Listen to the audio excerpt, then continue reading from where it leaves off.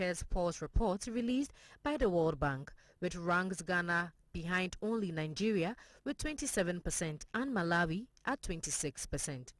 The report notes that the Bank of Ghana has cut the rate by a total of 7.5% points this year thanks to falling inflation and stronger economic stability. Governor of the Bank of Ghana, Dr. Johnson Esiama, and the Monetary Policy Committee last reduced the benchmark rate in September, bringing it to the lowest level since 2022. The World Bank says Ghana's cautious approach reflects the central bank's commitment to price stability, even as other African countries have eased policy rates faster. It adds that a slightly more aggressive reduction could help reduce lending costs and boost private sector investment. Inflation in Ghana, which peaked over 50% in 2023, has now fallen to a single digit, allowing room for moderate rate cuts. However, commercial lending rates remain high, averaging about 30%, making it difficult for small businesses to access credit. Analysts say the Bank of Ghana is likely to maintain its measured stance for now, balancing growth with the need to keep inflation under control. Moving on, the Ghana Stock Exchange ended the week on a mixed note as gains in financial stocks were offset by losses in commodity-linked securities, especially the New Gold ETF. Trading peaked when nearly 9.9 million shares worth 46.1 million Ghana cedis changed hands, largely from institutional blocks deal. Activity, however, slowed in the latter part of the week, with Friday recording just about 285,000 shares valued at 2.2 million Ghana cedis, reflecting cautious investor sentiment. Despite reduced volumes, the GSE Composite Index rose slightly to 8,488.81 points, while the Financial Stocks Index advanced to 3,949.15 points. Market capitalization also increased to 166.7 billion Ghana cedis. Cowbank, Standard Chartered Bank and SIC Insurance saw modest gains, but MTN Ghana and the New Gold ETF declined, the latter dropping nearly 3% following lower global gold prices. So for this year, the GSE Composite Index has surged 73.65%, with the Financial Stocks Index up 65.88%, making Ghana one of Africa's best performing markets in 2025. Analysts say investor confidence is being supported by easing inflation, stable macroeconomic conditions, and gradual monetary policy relaxation.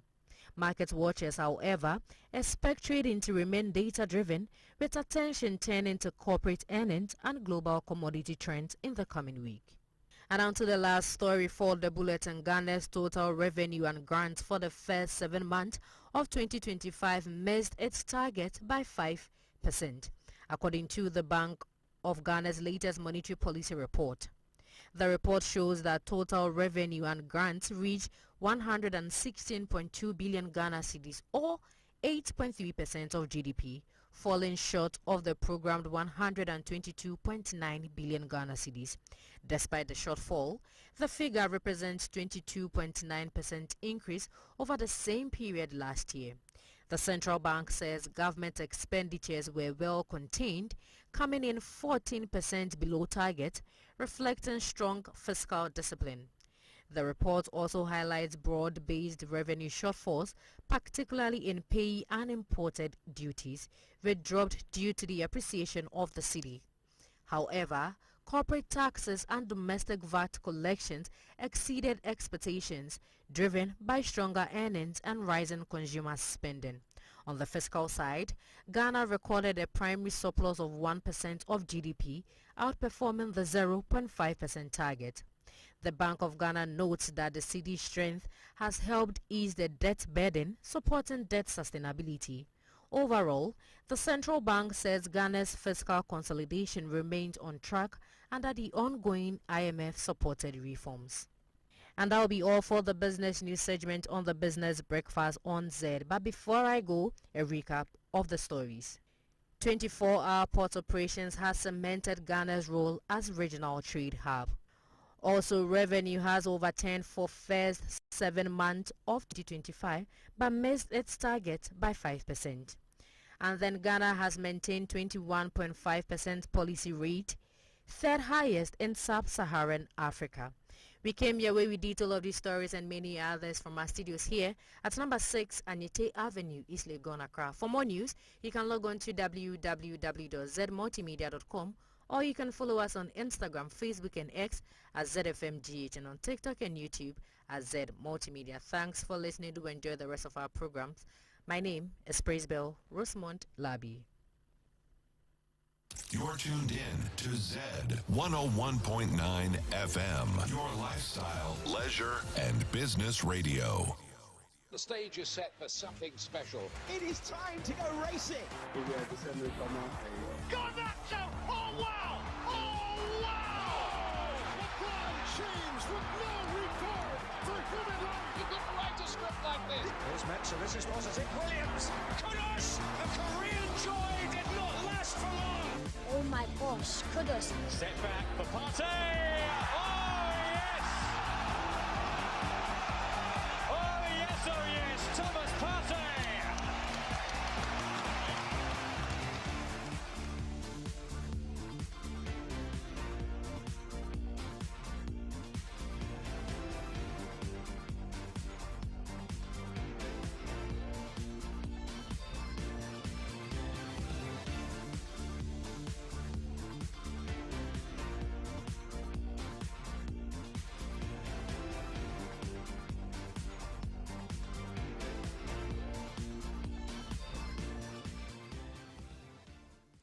Well, Tuesday, October 14, good morning. Time for Sports Flash on Z 101.9 FM. My name is Victor Kwao. In the headlines, Cape Verde qualifies for the 2026 World Cup ahead of Cameroon after beating Eswatini 3-0 at home. Plus some reactions from match day 5 of the Ghana Premier League. This and many more coming up.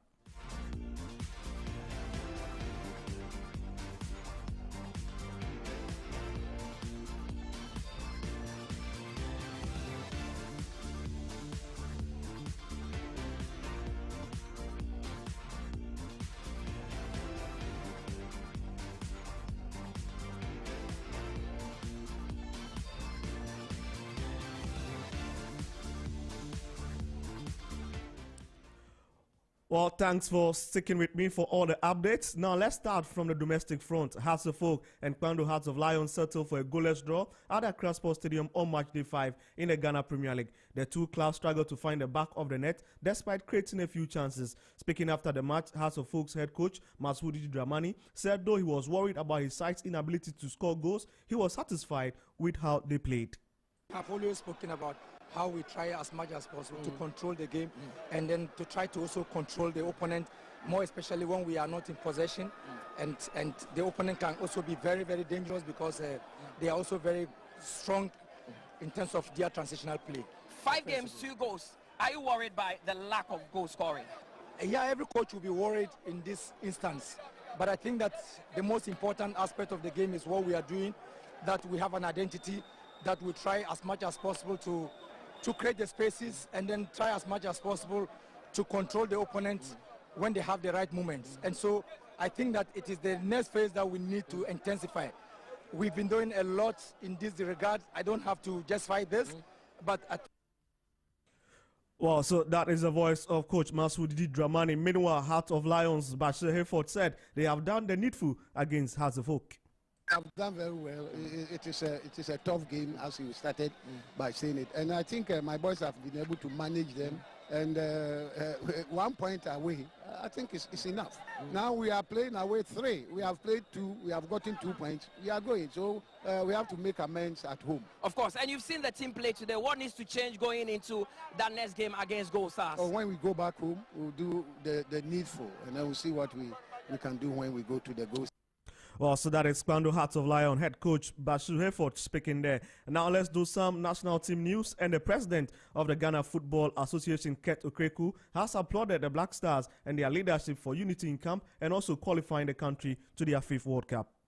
The 24 players or 25 players, the entire take-our team, we've got Mother Ghana to where we belong. We belong to the very best. in the world of football.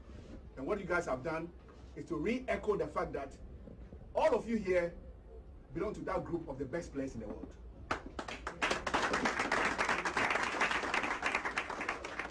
Because if from 211 countries, the world is supposed to pick 32, we are one of the chosen, we should be proud. In saying this, let me say special thanks to the leadership of this team, the captains. Most importantly, can we all give it to Jordan, please?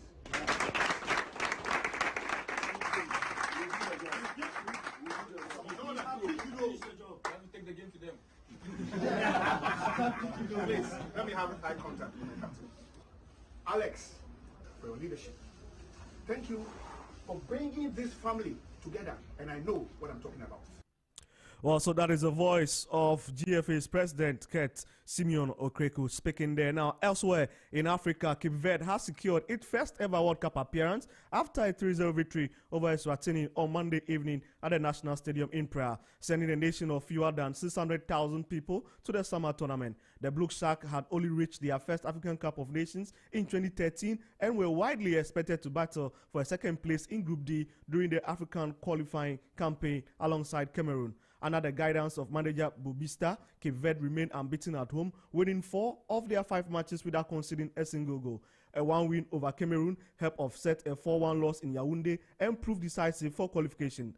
On Monday evening, goals from Dallon Livbento, Willie Semedo, and Stupira just after halftime rendered Cameroon's result against Angola irrelevant. Cameroon will finish second in the group and will still have a playoff route to the World Cup. Cape Verde squad rely heavily on experience, with 4 of their 5 players, most capped players, playing outside the country: Ryan Mendes, Vozinha, Stupira, and Gary Rodriguez. Mendes is also the nation's all-time top scorer with 22 goals. And more news, the Ghana South African Business Chamber held a festival of fitness to promote healthy living and physical fitness over the weekend, which was attended by many dignitaries, including the patron of the chamber, Dr. Zenato Ajiman Rollins, and chairperson of the 25th Anniversary Committee, Madam Orafel Malope. Now let's hear from the president of the Ghana South African Business Chamber, Grant Weber, who has been talking about the importance of using sports as a vehicle to impact communities while emphasizing the need for education. Collaboration not just between Ghana and South African companies and individuals, but with the international business community. If we had to take a poll of the different nationalities here today, probably 25 different nationalities participating. So again, I think that true Rainbow Nation spirit, and we understand that, as Honourable said, it's not only about how much profit we make at the end of the day, but the impact, the purpose we can have, and how we can help communities around us. So for me today is just symbolic. I think the sport is the vehicle, right? For me actually it's about education. I say we're privileged and healthy and fit. We can run around and we have a beautiful club to go to. Most people don't. So if you can run around and hit the ball well, that's fantastic. But I would rather say if you get a bursary because you hit the ball well, I'm not that interested in how well you hit it. I'm more interested in, can you become a nurse? Can you become a teacher? Can you become a medical doctor even? So I think it's more about changing lives. If I may be so bold. Well, so that is the voice of the president of the Ghana South African Business Chamber, Grant Weber, speaking there. Now, to the foreign front, the 3 Lions will continue their push to qualify for the 2026 World Cup finals when they face Latvia in Riga on Tuesday. England boss Thomas Tuchel has been discussing the game. I saw it even against Andorra at home, even if we couldn't prove it in the terms of the result, and maybe people outside expected more than just a 2-0 and underestimated the defensive performance from Andorra a little bit, but I saw it even in this game, the commitment, especially in the defensive work, the commitment in the high press.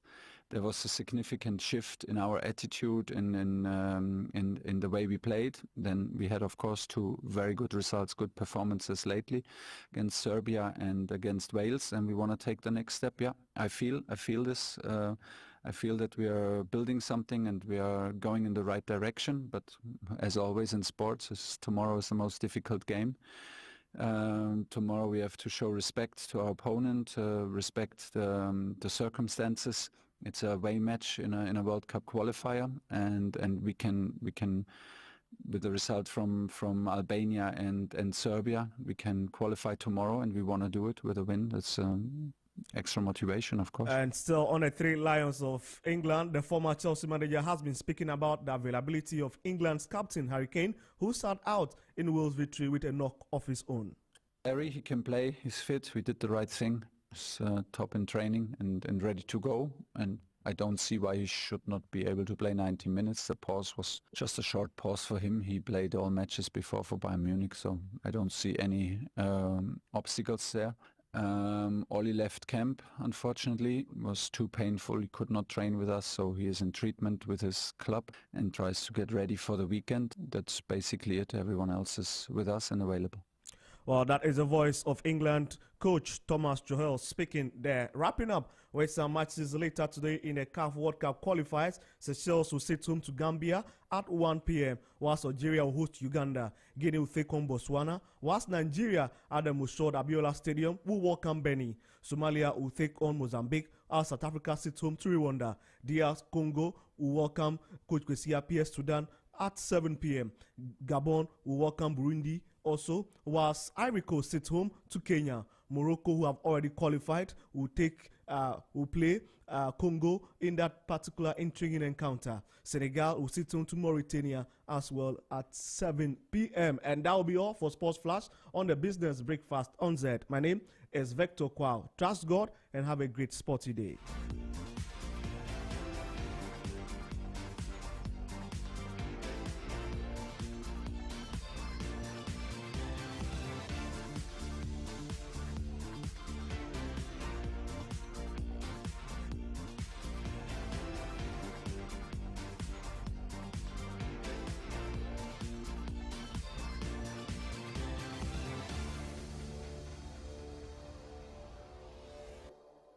This is the station you hear in stores and offices. In just about every place a radio is allowed. Zed. 101.9. Dream Home. No interest for 2 years. Are you ready to step into your dream home? With Lakeside Estate's exclusive offer, you can own your own home in just 2 years with no interest repayment. This offers you affordable payments, flexible home purchase plan, quality homes, and lifestyle choice. Choose from a variety of beautiful homes in any of Lakeside Hills clusters. Your future awaits you. Imagine living in a home you love with the freedom to invest in your dreams without the burden of interest. As your CIMG Real Estate Company of the Year for the 4th time, we offer you hassle-free home acquisition. Call us today on 020-477-5040 or 020-141-8622. Don't miss out on this incredible opportunity. Call us now to learn more and schedule a tour for our available homes. T&C supplied. Make your dream a reality. Lakeside Estate. Quality homes for all. Stay tuned to your lifestyle, leisure, and business radio.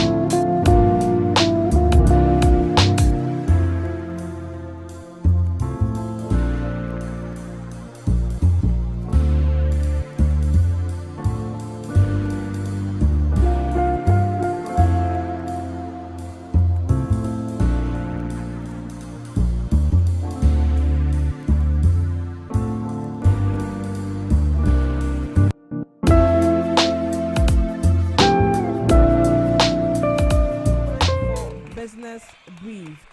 If you just tune in, this is Business Breakfast on Zed, BBZ, right here on Zed 101.9 FM, your lifestyle, leisure, and business radio. Follow us on Instagram, X, and Facebook at ZFMGH, on TikTok, YouTube at Zed Multimedia.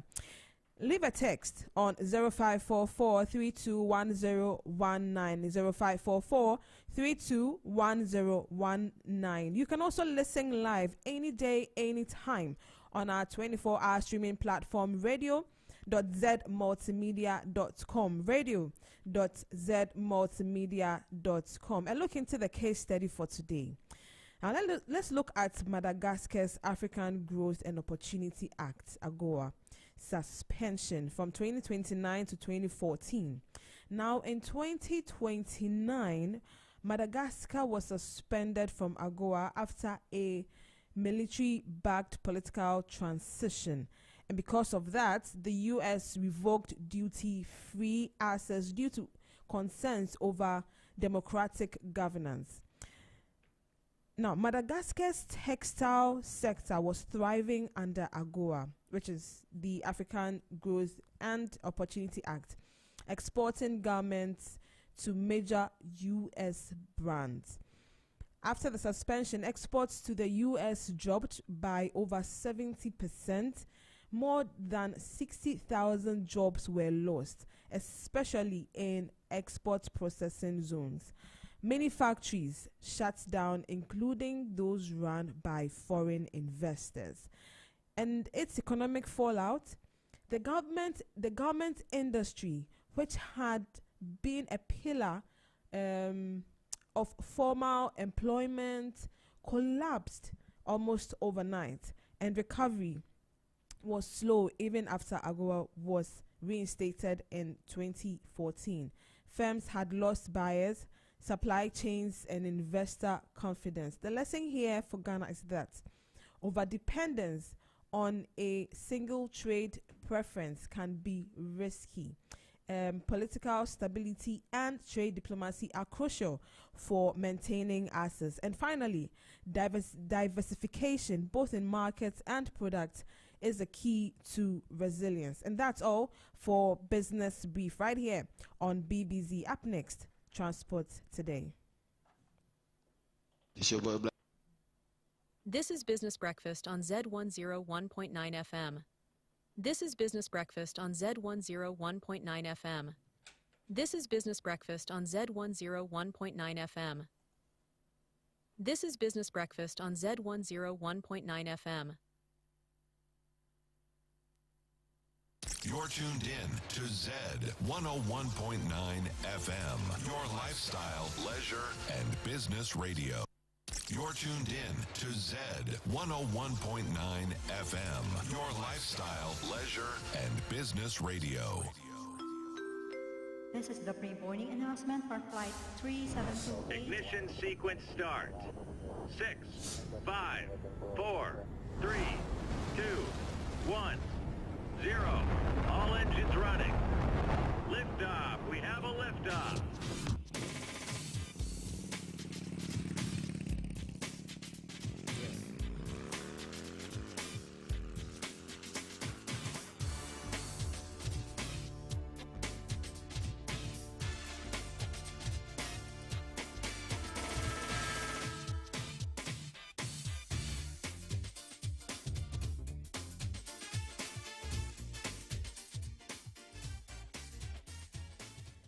All right. Good morning, Victor. Welcome to BBZ.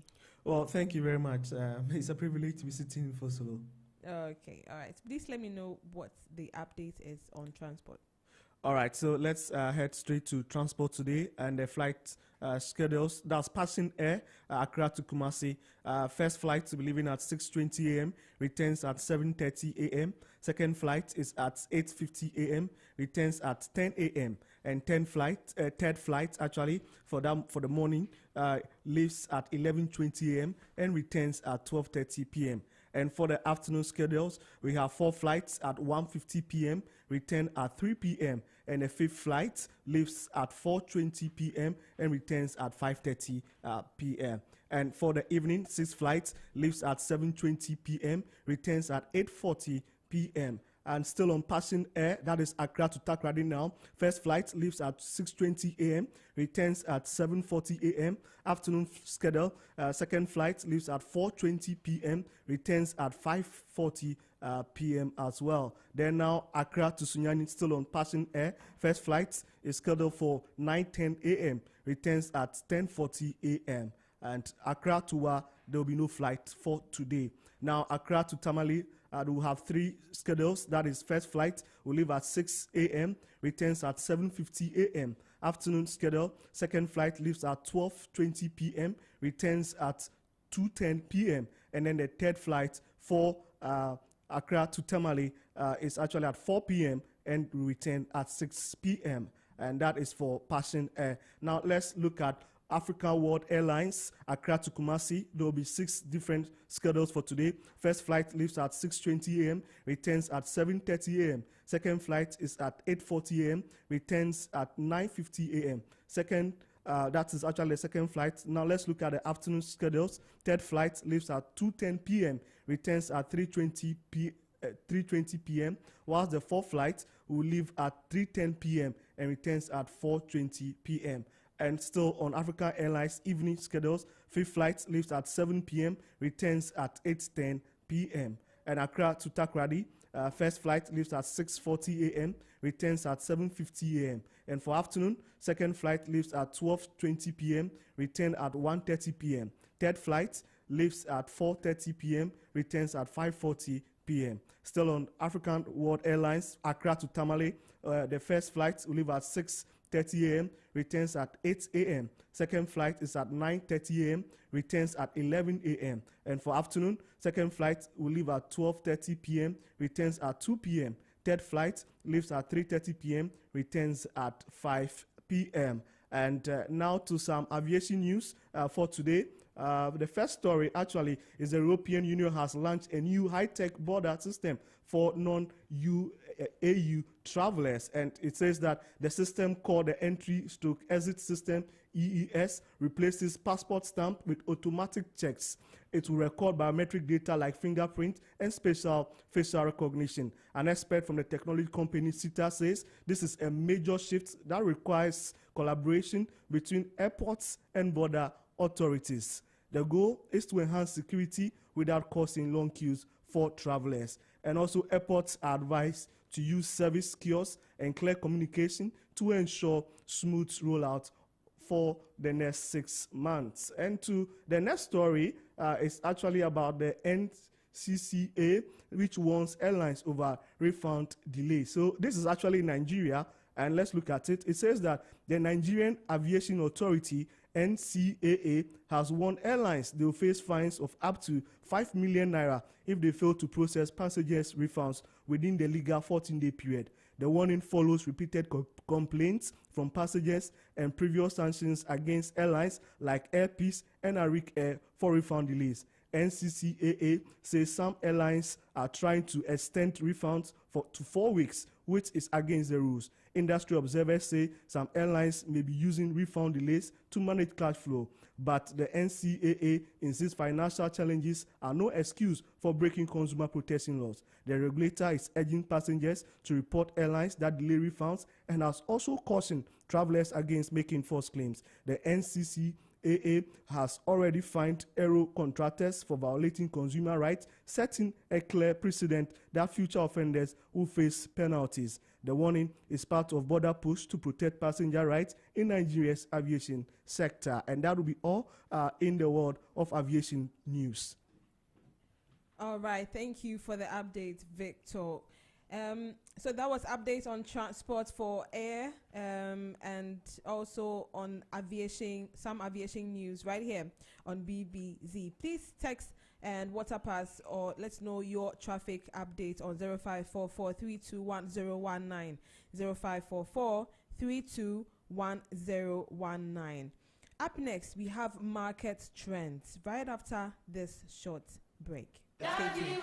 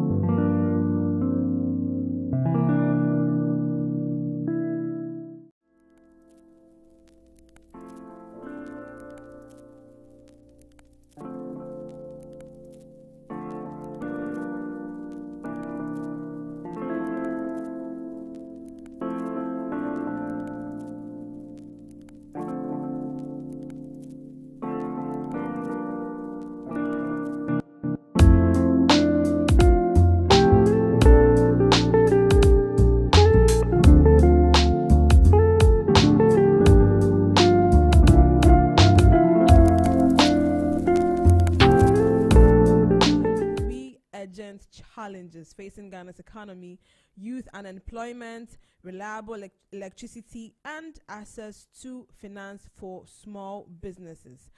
The 300 million job gap. Can Ghana turn power and SME finance into youth employment before 2035? Now, just last month, the World Bank released a stark warning to developing countries. Over the next decade, 1.2 billion young people will reach working age globally, but only 420 million jobs will be created. That's a gap of 300 million jobless youth. In Africa alone, 362 million young people will enter the job market, but only 151 million jobs are projected, leaving 211 million without work. Now, bring that home to Ghana. Our latest statistics from the Ghana Statistical Service show that while overall unemployment has improved from 14.9% in early 2023 to 13.1% by the end of 2024, youth unemployment tells a different story. 32% for ages 15 to 24 and 22.5% for ages 15 to 35%. 7 out of every 10 unemployed Ghanaians are young. And we have right here our in-house economist, Emmanuel, to give us more on what this means. Emmanuel, good morning. Good morning. And welcome to BBZ. Thank you very much. Okay. Now, the big question, the 300 million job creation. Now, the World Bank says Africa will have 211 million jobless youth by 2035. Here in Ghana, we already have 754,000 young people looking for work they can't even find, and 32% youth unemployment has been recorded. So from a macroeconomic perspective, what does this level of youth joblessness mean for Ghana's tax revenues, consumer spending, and economic stability over the next decade? Thank you very much. The economic cost is staggering. You know, when you have 32% of your youth who can't find jobs, you are losing on 3 fronts, maybe simultaneously. First of all, tax revenue is one area you are losing on. You see, these 754,000 unemployed young Ghanaians should be earning. Right. They should be spending what they earn. In fact, they should be paying taxes as well. And you see, if you multiply the 754,000 by how much tax they have to pay, that is tax revenue for you as a country. But instead, they are basically consuming family resources without contributing to the government coffers. When we desperately need some domestic revenue mobilization, it has been the heart of our problem. In fact, just yesterday, I saw that we fell short in terms of GRA's target for revenue mobilization. We fell short by 5%. Wow. And these young people, if they were roped in, we would have been able to at least meet that target. That is the first thing that we are going to suffer from. The second one has to do with productivity loss. You see, the World Bank actually calculates that reducing youth unemployment to adult levels could actually boost Africa's GDP by 10 to 20%. And for Ghana, that's potentially about 40 to 80 billion Ghana cedis in annual economic output just sitting idle. So the point I'm making is that should you employ that 754,000 young people, then you are going to increase your GDP by 10 to 20%, which is about 40 to 80 billion Ghana cedis annually for Ghana. And so there is much to do about that. In fact, the World Bank report, which leads us to this discussion, actually highlights some of these issues. And it's very, very interesting.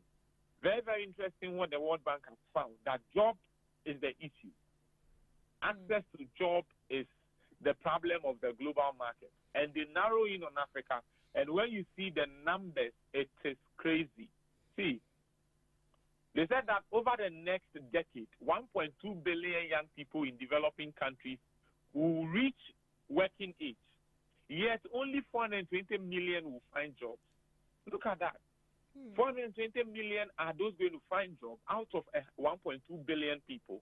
In other words, more than 480 million will be in school, will be training, will not have access to jobs.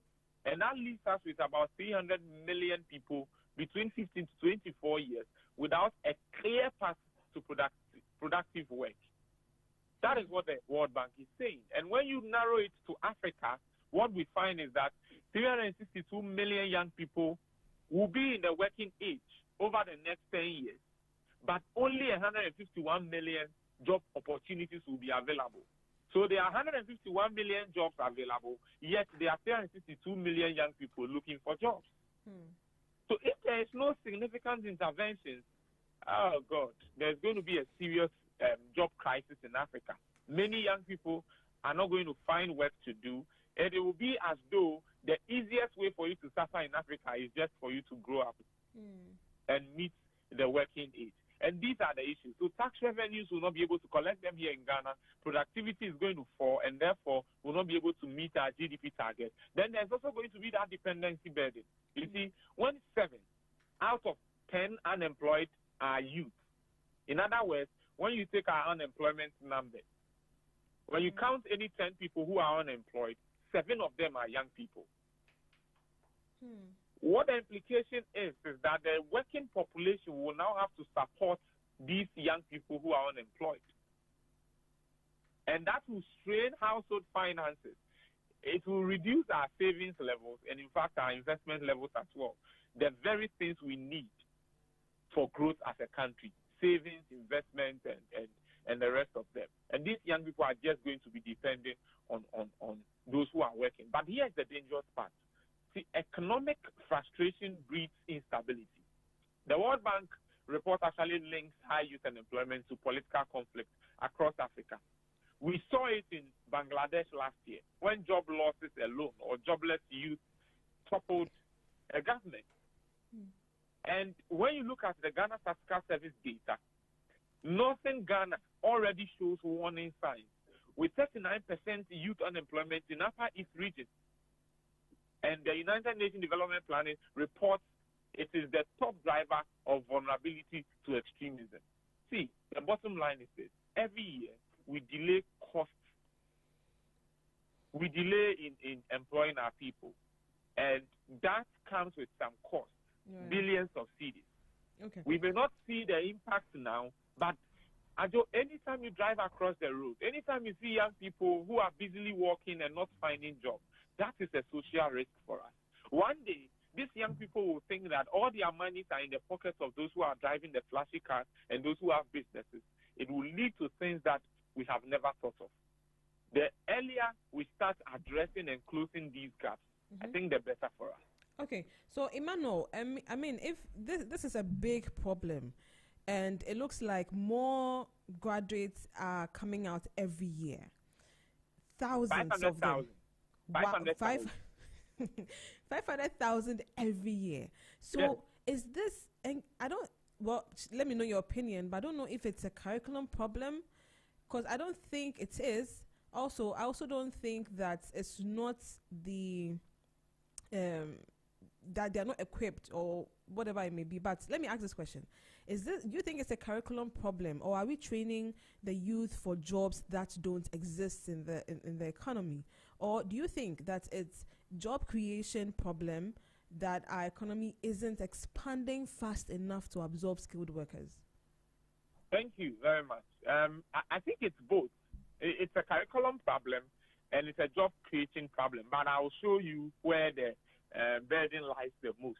Okay. And I think the bigger issue is about job creation. See, it's true that indeed our universities need some reforms when it comes to the curriculum. That is correct.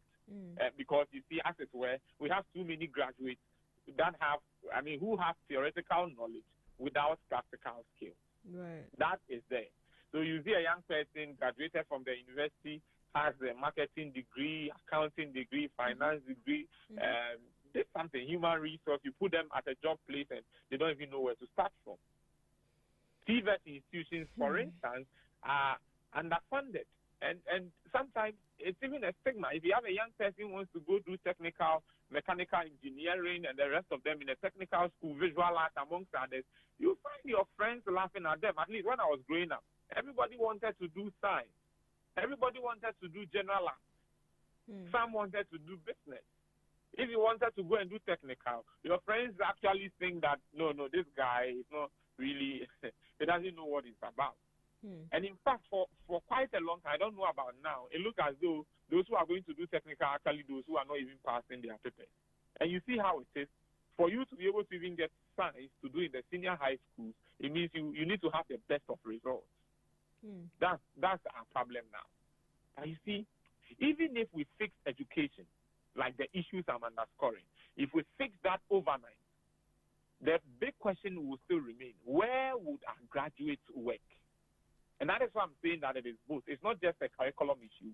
It's not the fact that people have theoretical knowledge, and that will have issues with efficiency at work and productivity levels. But even if all our young people are equipped, they are in school doing the right things, and all the education issues are fixed, where are they going to work? You see, our formal sector actually creates about 100 to 150,000 jobs every year. And like I told you, 500,000 people graduate. At least between 200 and 500 graduates, we have them every year. Let's look at the math. You are creating 100 to 150,000, and you're having 200 to 500,000 young people graduating every year. Look at the deficit. It doesn't work. We are producing workers for an economy that is not expanding as fast. And the World Bank calls this being overskilled for our economy. It's why unemployment is highest among educated youth. In other words, the easiest way for you to be successfully unemployed is for you to be educated in a university. A market woman with no degree finds work easier than a university graduate because she creates her own opportunity. And I know many people will agree that is true. You see, we need to be able to do a few things to create jobs, because that is where the issue is. The issue is about job creation. First of all, and I'll touch on the curriculum part, and the theory is not enough. Entrepreneurial drive is the first way to start it. A lot of young people do not see entrepreneurship as something that they could venture into. In fact, many of them believe that for you to be an entrepreneur, you must be born with it. As you are coming out of your mother's womb, you must be written somewhere on your forehead for us to note that you can be an entrepreneur. Some people think it's for the business student to do. And in fact, currently, many young people think being an entrepreneur is about selling. And so you see a lot of young people, they are into trade. It looks as though in Ghana, the biggest thing in Ghana is about trade. Drive across the streets of Accra, any part of Accra, you see somebody selling something. Young people in the university, they're always selling something. But you see, entrepreneurship is about providing solutions to the long-standing issues of our society, and that will bring you money. Somebody started Zoom Lion. It was a sanitation issue, and that has been a backbone of what he has been doing today. Somebody started moving water from coconut into a bottle, and in Ghana, you know, when somebody starts something, everybody will start doing it. Exactly. So many things are being done, and I think young people need to start thinking that way, because the job market is actually saturated already. There are existing people who have not found job, and you are in level 200, 300, 400. You are leaving school, going to do your national service, and you are going to add on to that number. So that is the big issue. We need to relook at our apprenticeship program. You see, we need to look at that. And I think another thing I would want to even touch on, and the World Bank alludes to that, we need to be able to create a private sector that creates jobs. Let us not kill the private sector. Let's create a more conducive environment for them to thrive. Once they thrive, they can create jobs to absorb the excess supply of labor within the system. Right. Because currently, where we are, it's not too good. And maybe in the long term, we must expand the formal economy through industrialization and skill training. Without job creation, it's just expensive unemployment. So you talked about entrepreneurship. Yeah. So now let's look at MSMEs, right? So it's been recorded that they employ 80% of Ghana's workforce and contribute 70% to our GDP. They are our biggest job creators, yet they face a $5.7 billion global financing gap. And here in Ghana, business owners consistently cite access to credit as their number one barrier. If we could unlock financing for SMEs at scale, how many jobs could we realistically create in the next 12 to 24 months? Right.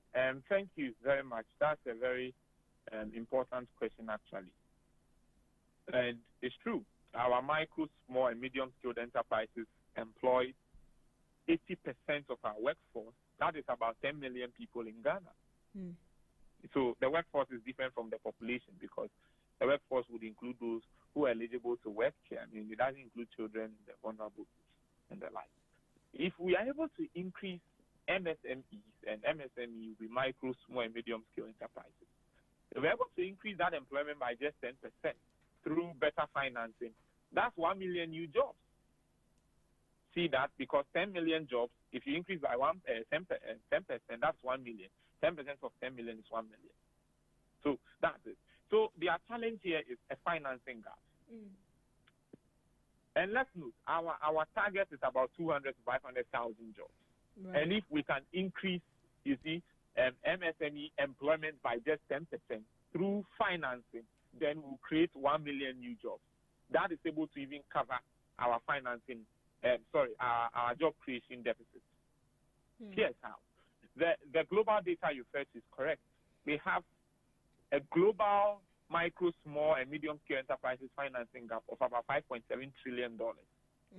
And in Ghana, banks hold over 80 billion Ghana cedis in excess liquidity, but they are not lending to small businesses. Why? It's because of the risk that they are non-performing loans, among other things. And let's be clear, a market woman can't provide land titles as collateral. The issues are there. In fact, when I take you to the World Bank document, there is a very interesting asset where there's an interesting data on women. And maybe today I have to do some advocacy for women. Although I'm a man, maybe it's better that way. It's better that way. I'm trying to fetch that. See, yes, I have it here. 130 million girls are out of school globally. 130 million girls. While girls are on average 4 percentage points ahead of boys in foundational learning outcomes. In my opinion, you put school are basic. That's what they are saying. I don't think anybody should doubt it. Just check the class you were in when you were going to school. It's true. I mean, don't fight with World Bank over this. But see, the average female labor force participation rate has remained stagnant since 1990 at 53%. 1990. That's 35 years ago. It has not changed in terms of women participating in the labor force. And this is why it's a problem. Women are only half as likely to have full-time wage jobs as men. In other words, if you have 15 people having a full-time job, 10 of them are males and 5 are women. And globally, women account for only 35% of students in science, technology, engineering, and mathematics, and therefore are less likely than men to enroll in technical and vocational education training programs. I'll continue with the statistic, and that's where it gets interesting. More than 1 billion women lack access to finance. So this ties into the question that I was addressing. More than 1 billion women lack access to finance. So at the heart of those who lack access to finance are women. The $5.7 trillion we refer to, the bulk of that is women. But you see, this is where it gets interesting. The World Bank is telling us that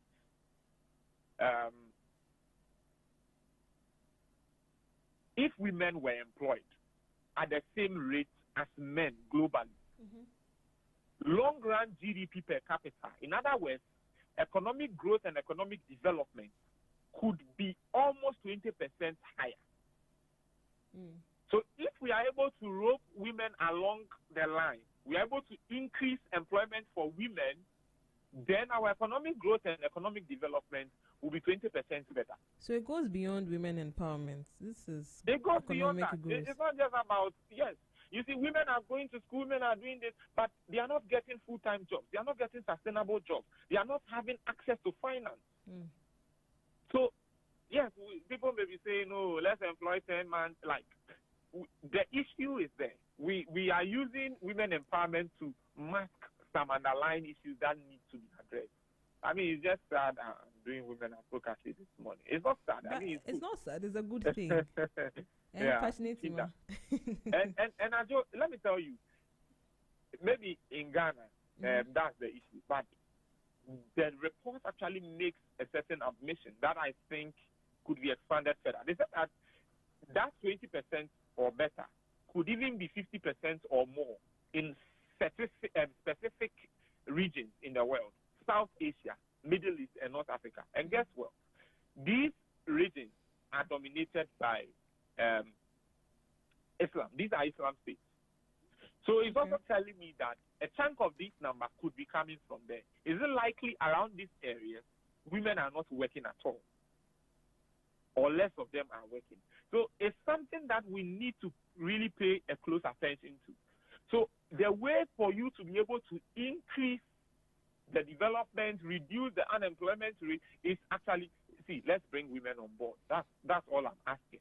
Right. Because the challenges of women are not the same as men.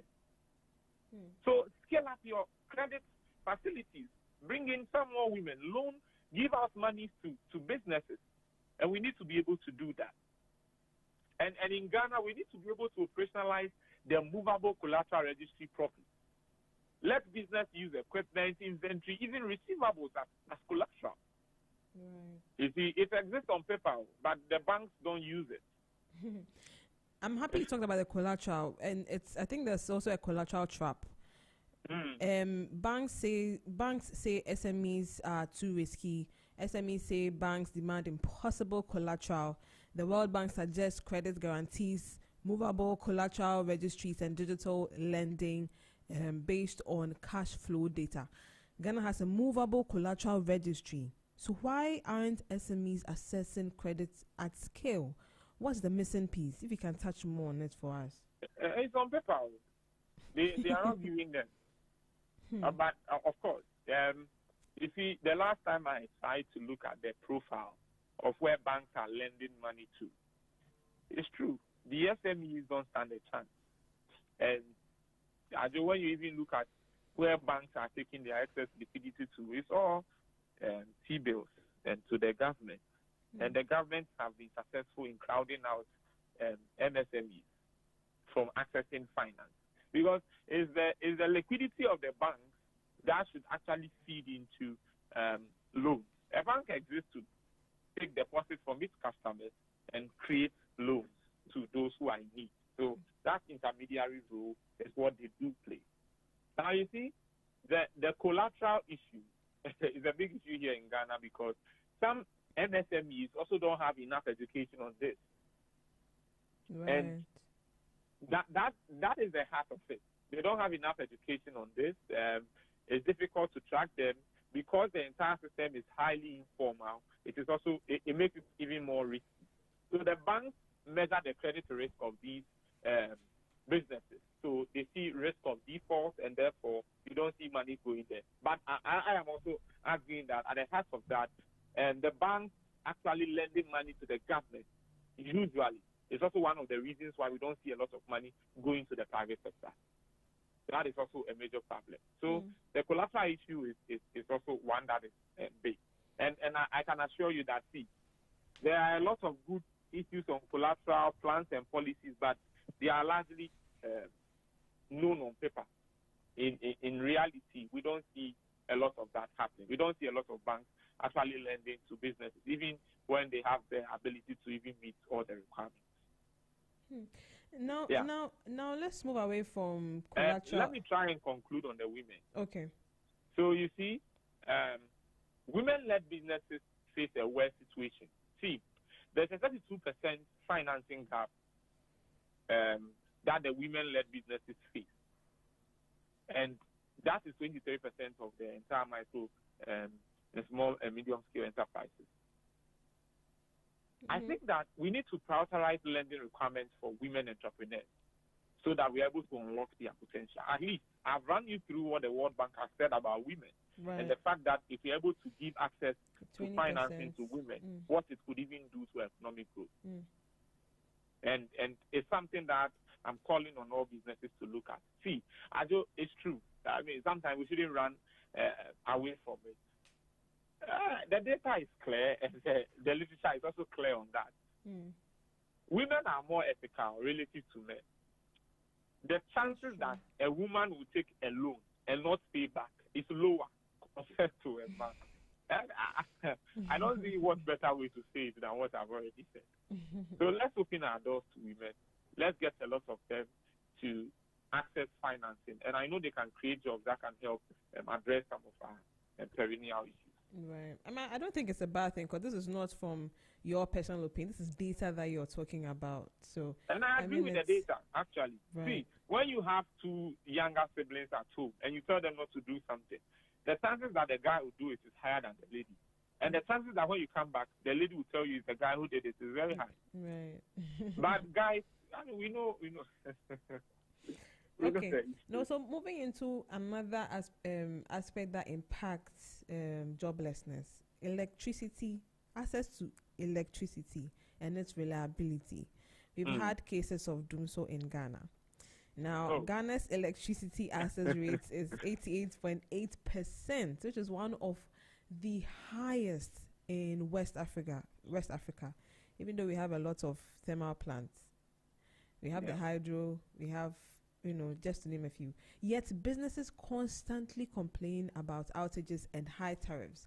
The World Bank report also shows that infrastructure, especially energy, is the foundation for job creation. So, which is more important for job creation? Connecting more people to electricity or making existing electricity more reliable and affordable for businesses? Thank you very much. That's also one of the highlights of the World Bank report. Electricity is key, energy, if you like. We'll call it that way. I think reliability wins, hands down. I say that because access actually means nothing if businesses cannot depend on it.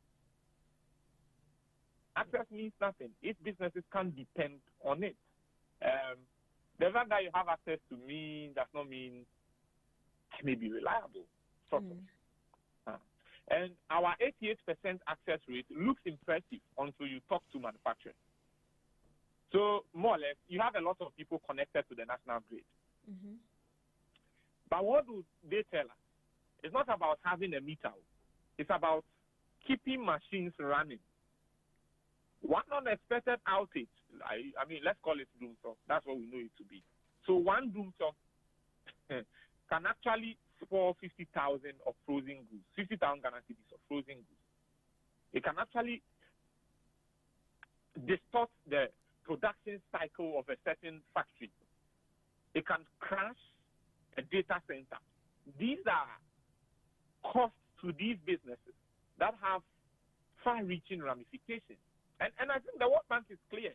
Infrastructure, energy reliability or reliable energy is the foundation for private sector investment.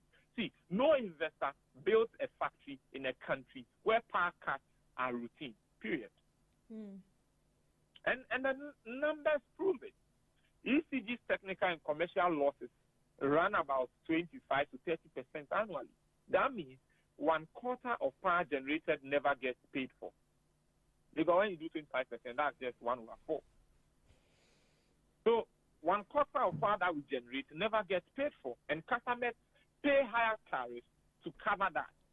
So if we cut the losses to 15% through smart meters and better collection, then tariffs could also drop by 20 to 30%. So that's our reality here. So it's not about having a lot of people having meters, therefore, and that means of them having being connected to the national grid, so having electricity at home. That is not enough. That is one level. Access is one level. But having a reliable, constant supply of energy for businesses, for households, among others, is the key. And that is what I'm talking about. So we need to look at that. And I was making a case for a certain policy reform. How do we reduce the losses? Because once there are losses of our 25 to 30%, then it means that we are generating power that we are not able to pay for. Mm-hmm. And the way to pay for it then is you see ECGP always increasing tariffs to be able to cover their losses, be efficient, and the rest of them. See, there are some reforms I want to propose, maybe 3. We should complete. Let's look at the management of ECG and the contract that it has, the model it is currently running. And I think that that model that I'm talking about should actually enforce payment discipline. We should look at that. And I think we also need to look at solar power. I mean, Ghana is not a country where the sun doesn't scorch. Actually, the sun scorches. It scorches even when it is we are within a rainy period, a rainy season or something. The sun actually scorches. And we are not tapping into that solar energy potential. I heard they're building something. In fact, they built something in the northern region to power. For solar. For solar. Yeah, there's a project there in the northern part of Ghana. So that's great. That's great.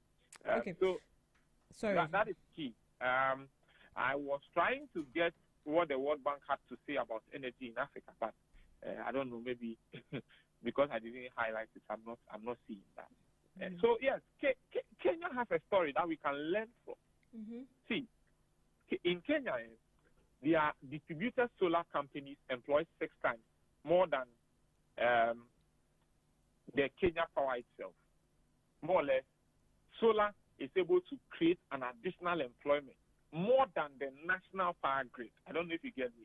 So it's like if we get into solar energy, we may be employing more people than ECG currently employs. And the truth is that when businesses can rely on power, they expand, and when they cannot, they close down. See, access is yesterday's metric, and I think reliability is today's job creator, and that's what we should be looking at.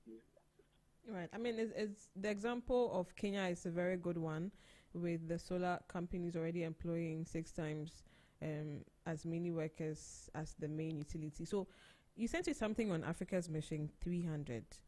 Yeah. Now, Africa's Mission 300 aims to connect 300 million people to electricity by 2030, and multilateral banks pledging billions. How should we position ourselves to benefit from Mission 300 financing? Should we focus on mini grids of industrial clusters, rooftop solar for businesses, or exporting our expertise to lower access countries? Okay. Thank you. So this is the statistic behind that question. You know, almost 600 million Africans currently don't have access to power. And that is 83% of the global energy deficit. In other words, globally, the people who don't have access to power, 83% of that sits in Africa. That's crazy. That's crazy.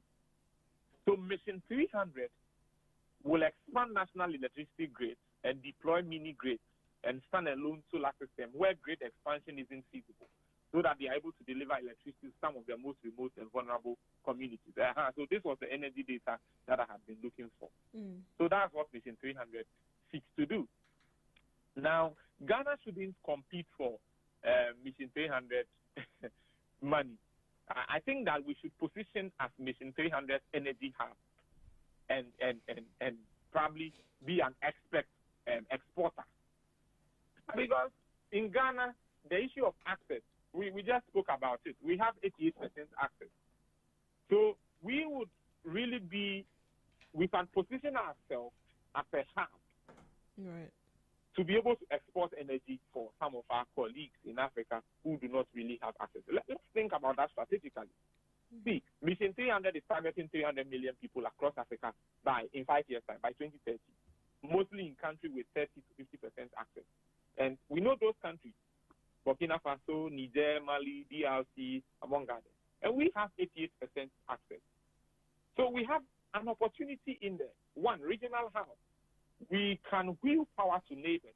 We already export to Togo, we export to Benin, we export to Burkina Faso. So within 300 financing, we can upgrade cross-border transmission, and we can become West Africa's battery. We will earn foreign exchange while creating great management and trading jobs. That's one thing that we can do. Then we can think about industry. We can use the funds from Mission 300 for solar. We look at some good enclaves that we can work on, industrial enclaves, the Masaka, the Kumasi, among others. We can do that, and maybe Kaneshie as well. Our goal is not to increase access, but to increase reliability for our manufacturers, and that will create some jobs for us. Create jobs in assembly, it will create jobs in maintenance, and sometimes even indirectly in factories that can finally run 24/7, as we are talking about a 24-hour economy today. And we have a 70-plus years of experience in terms of our power sector. So we train engineers, technicians, grid managers. I mean, when we partner with Mission 300, we will be able to expand it. So for me, I think that some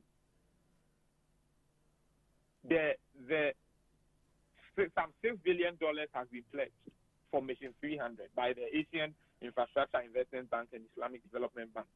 They have pledged some $6 billion for Mission 300.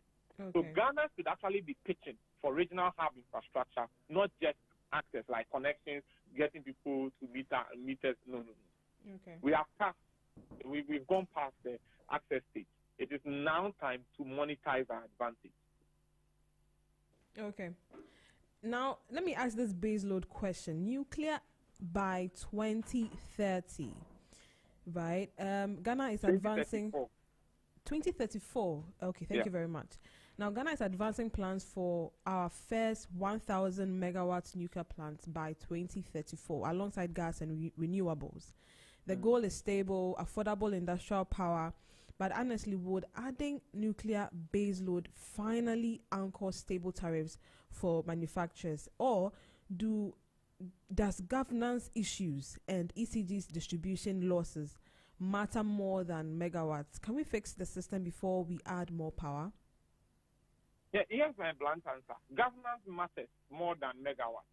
You see, nuclear by 2034 is fine for long-term planning, but it won't solve the job crisis we face right now. And it means nothing if we don't fix ECG first. Here is why. The 1,000 megawatt nuclear plant will cost us about $5 to $7 billion and take about 10 years or more to build. Meanwhile, businesses are closing today because of outages. So you can't tell a textile manufacturer in 2025, hold on until 2035. I mean, that nobody is going to do that. So the problem isn't generation capacity. Of course, Ghana, we generate about 5,000 megawatts, and we have a peak demand around 3,000 megawatts. So we have enough power. So our crisis is distribution losses, poor billing, poor revenue collection, and poor transmission constraints. These are our challenges. Our challenges are not, or our challenge is not about generating electricity. Like I said, we generate about 5,000 megawatts, and the peak demand is about 3,000. So in fact, we even have excess capacity of about 2,000 megawatts, even when we are at our peak. Right. See? So it's okay. We can look at the sequence. We can add nuclear in 2034.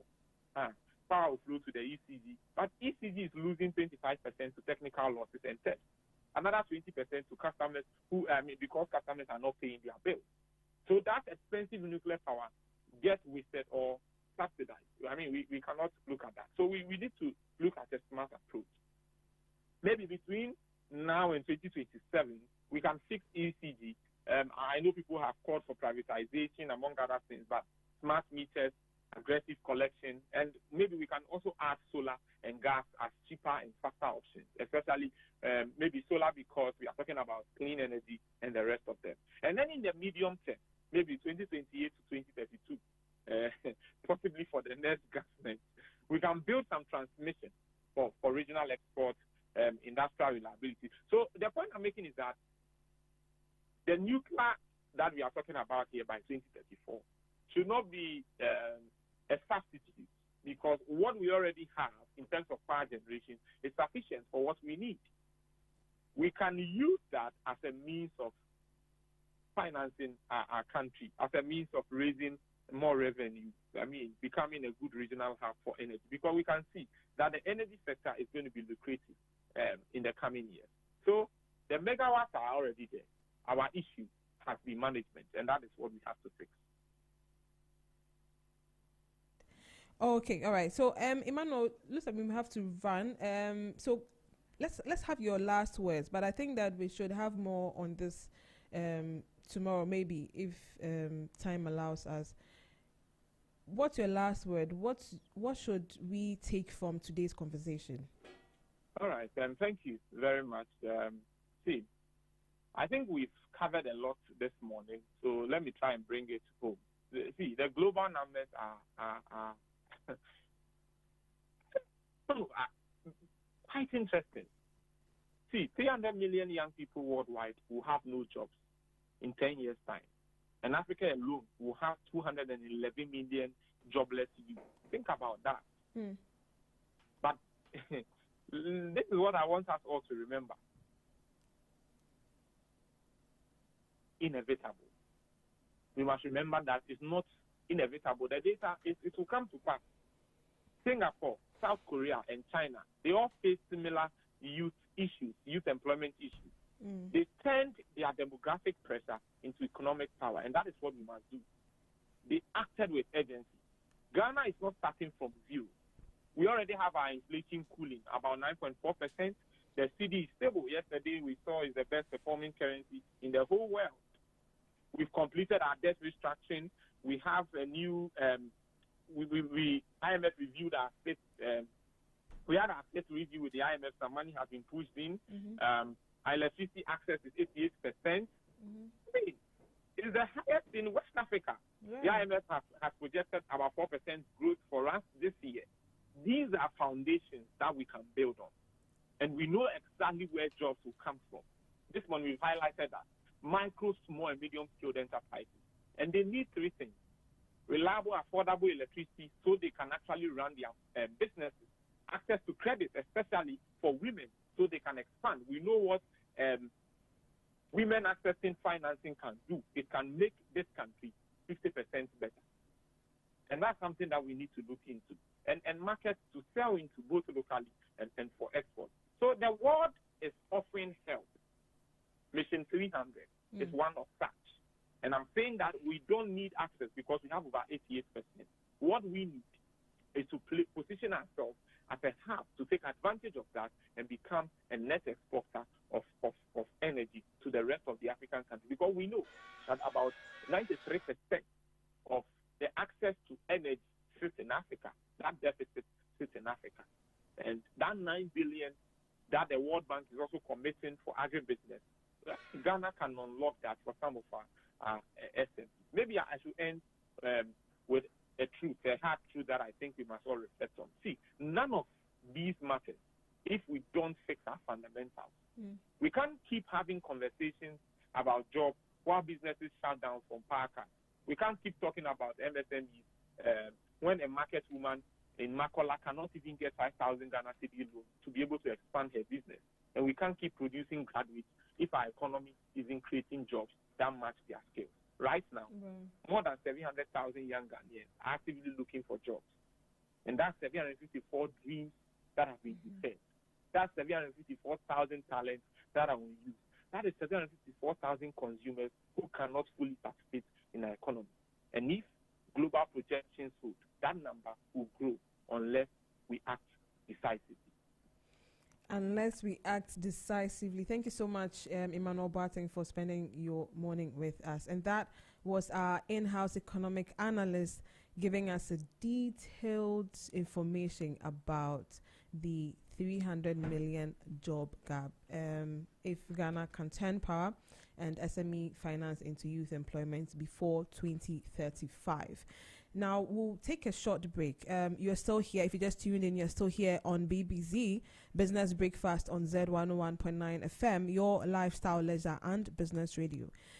Do follow us on Instagram, X, Facebook at ZFMGH, at ZFMGH, on TikTok and YouTube at Z Multimedia. Do leave us a text or WhatsApp on 0544 321019, 0544 321019. You can also listen to us live on our 24-hour radio platform at radio.zmultimedia.com. So do search radio.zmultimedia.com and you have access to listen to us live anytime, any day. Roundtable conversation. We are talking about what's next for Ghanaian exporters after African Growth and Opportunity Act expiration. And we have the Executive Secretary of Importers and Exporters Association of Ghana in the person of Mr. Samson Awengobet Asaki right here. We'll take a short musical break, and when we return, Roundtable conversation continues. Stay tuned.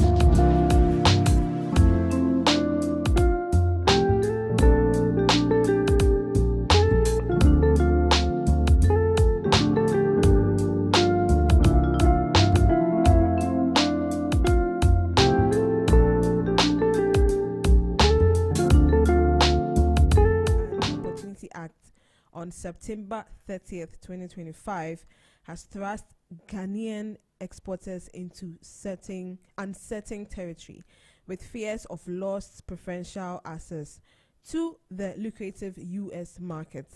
And as businesses face looming tariffs and potential export disruptions, stakeholders are pressing the government for urgent clarity and strategic plans to safeguard Ghana's trade future. And we have here with us this morning on Business Breakfast on Z101.9 FM, Mr. Samson Awingobit Asaki, who is the Executive Secretary of Importers and Exporters Association of Ghana. Good morning, Mr. Asaki. Good morning. Tell your producer to drop the link with me so that I can share with our platforms. Okay, all right. We'll share with you shortly. Yes, thank you. So nice to be here. I like your studio. You have both radio and TV site, right? Yes, it's a 3-in-1 studio. So it's good to be here. And you are not hiding, but you need to put your logos, your branding, so that everyone knows that this is where.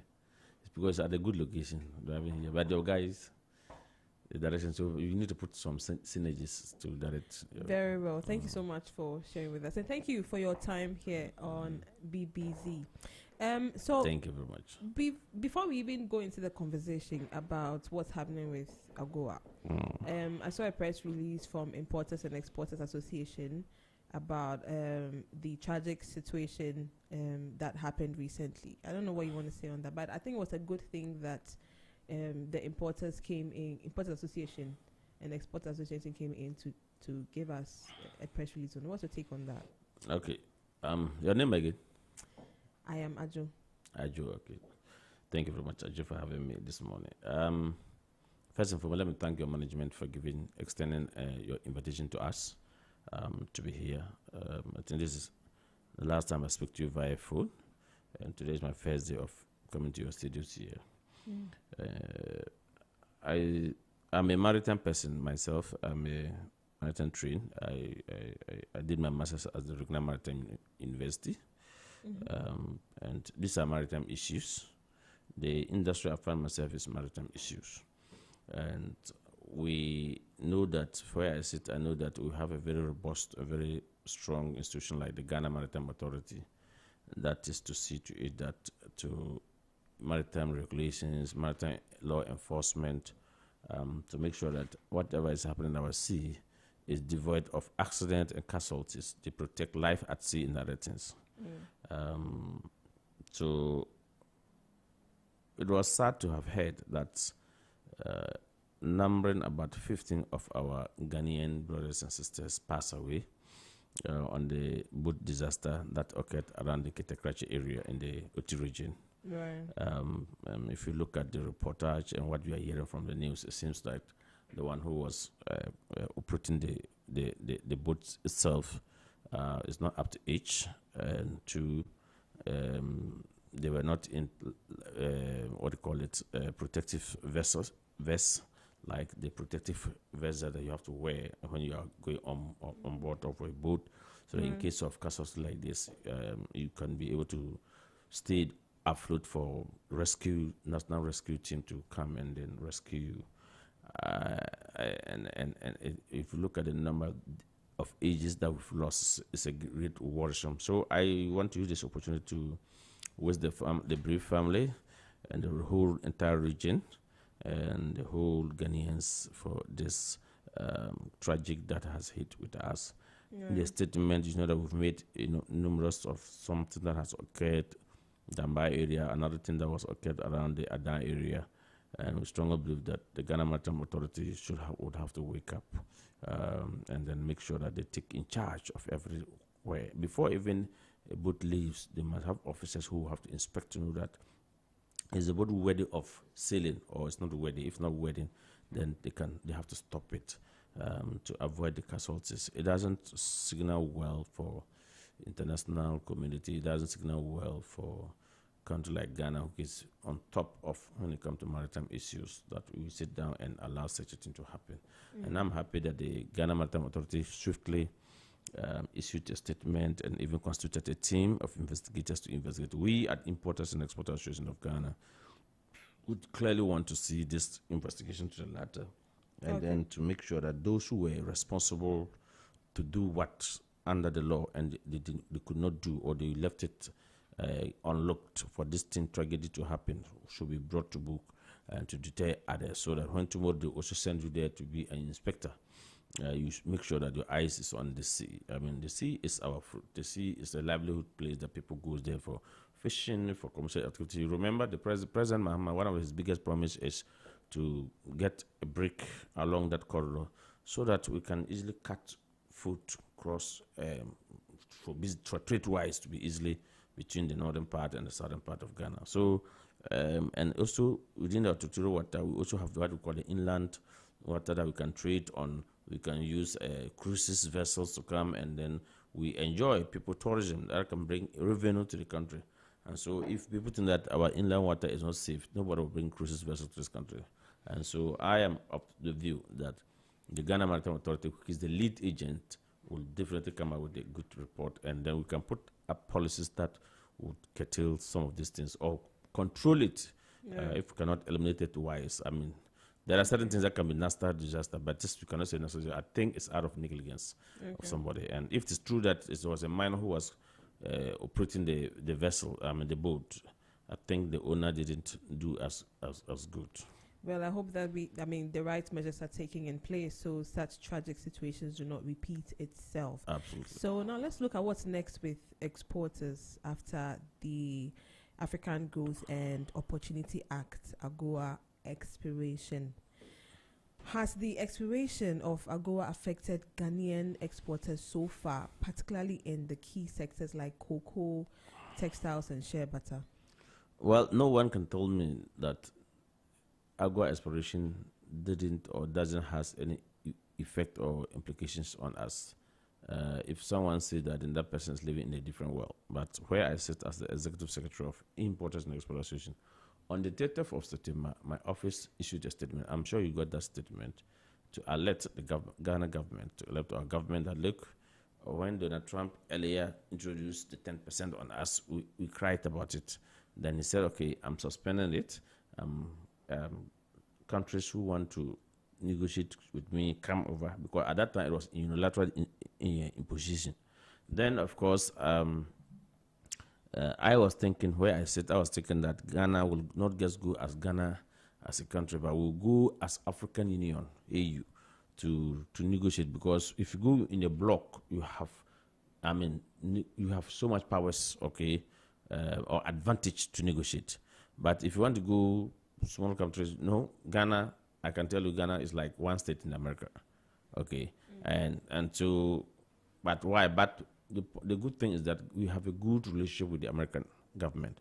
So I was thinking our Minister of Foreign Affairs, Minister of Trade, Minister of Finance would have rushed in there to meet with the president, as China and other ministers, top ministers or top government officials went to negotiate for their tariff. Unfortunately, I didn't know what actually happened. From the 10% that we were crying, then Donald Trump came back after his 3-month suspension, said, Charlie, I'm slapping 15% on Africa. Then Ghana is part of it. And so as we speak, on the 30th of September, this AGOA Act have come to an end. What it means is that if you are an SME exporter and you are taking shea butter, you are taking cocoa product or additives, you are taking jewelry, if you are taking cashew and the rest to that market, or textiles, garment to that market, you have to be made to be paid that 15% tariff to the government of America before your product can go out can be cleared to their market. It's a cost, mind you, and this AGOA was established in 2000, and in 2000 the reason was to give African countries the opportunity for economic growth, and so it was for 10 years. Then it was renewed again in 2015, which originally came to expiration on the 30th of September 2025, and then I was expecting that at least with the relationship that we have, with the powerful message that the president delivered at UN 80th General Assembly, at least when the president was going, they knew that this negotiation with American government on this AGOA issue was there, and I was expecting that at least they should chip into the president's speech. Unfortunately, nothing was said about it until when the president was back in Ghana and was to swear in his ambassadors for the for the second batch of ambassadors. That was where he made mention that in his speech he made mention that the Ghana government is in talks with American government, but the harm is here.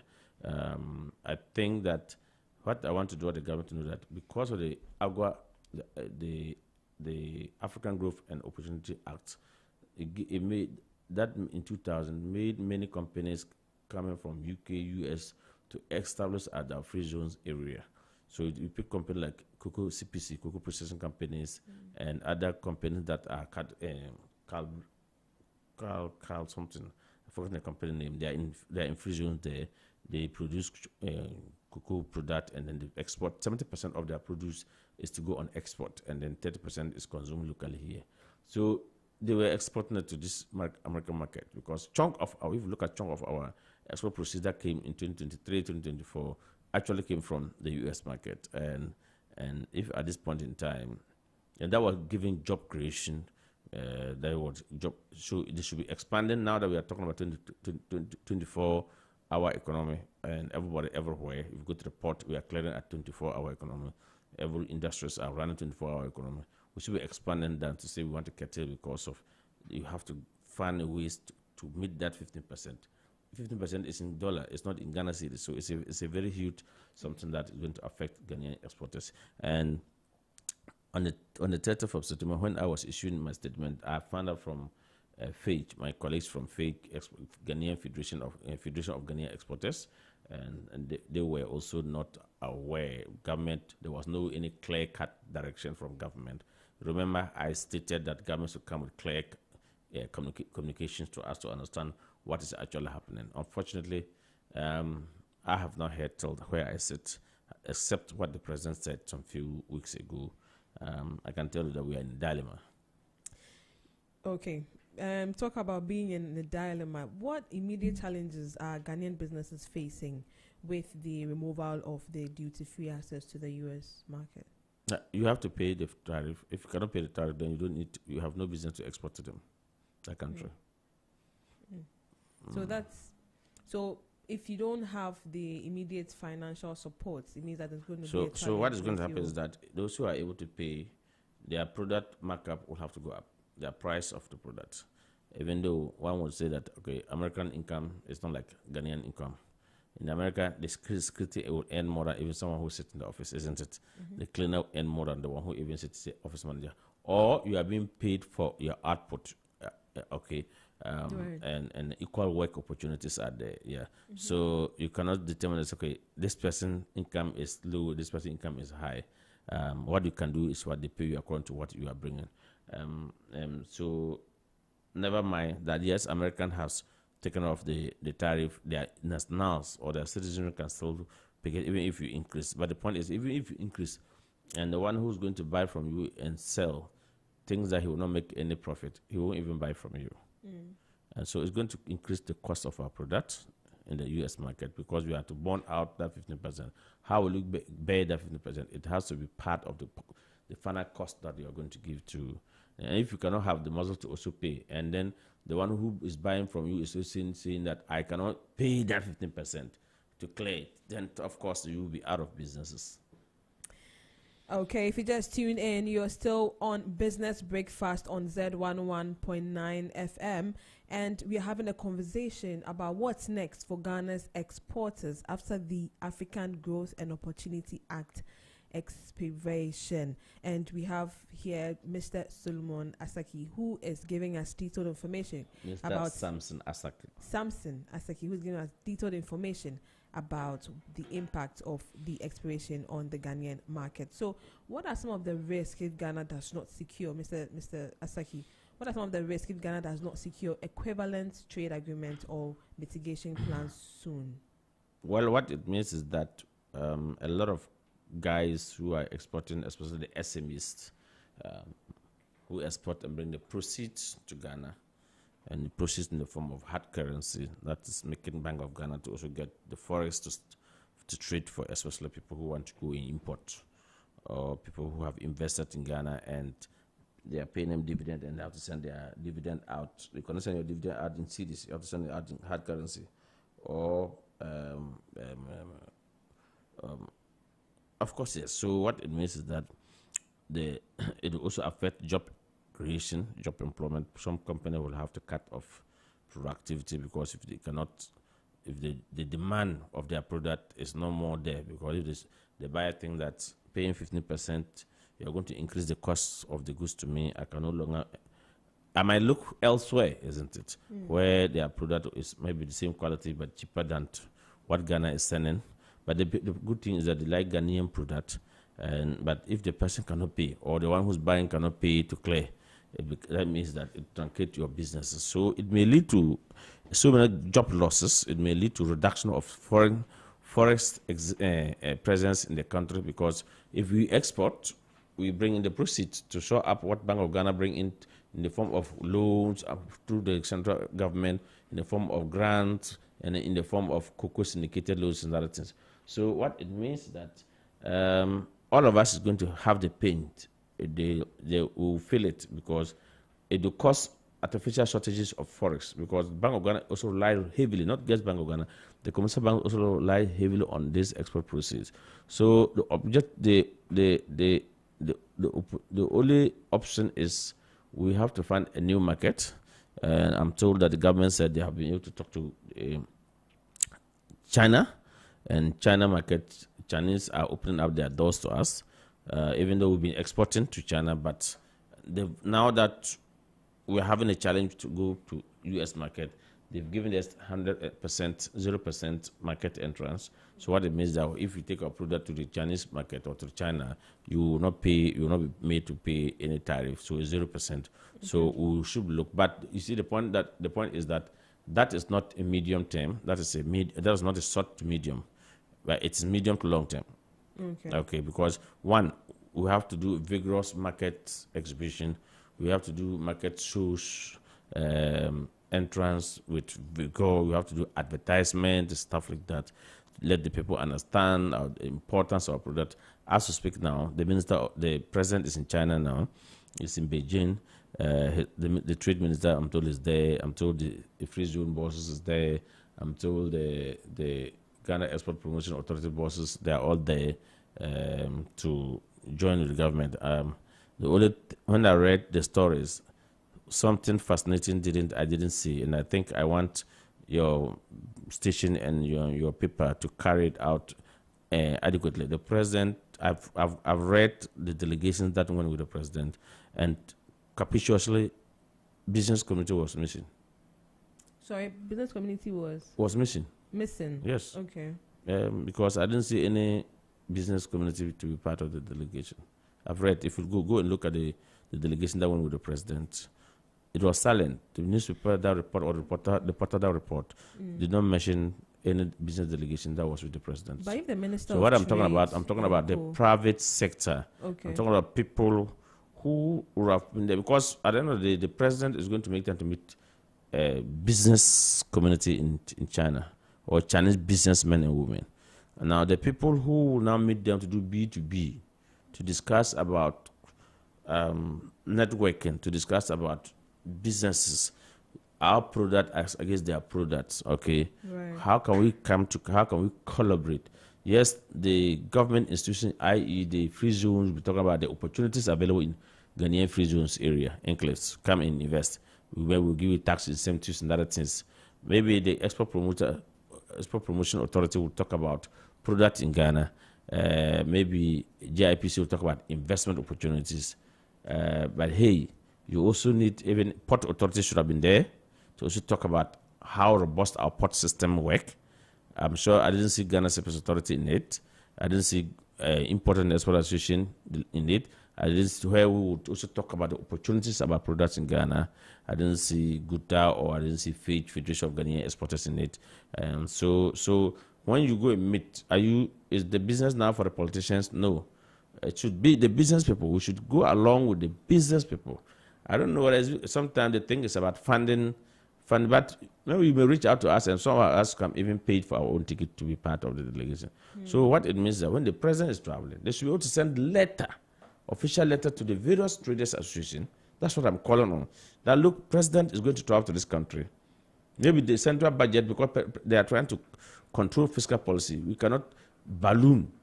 But if you can pay for yourself, please, you can bring a name or nominate somebody from your organization who want to be part of the delegation if the institution so we can pay.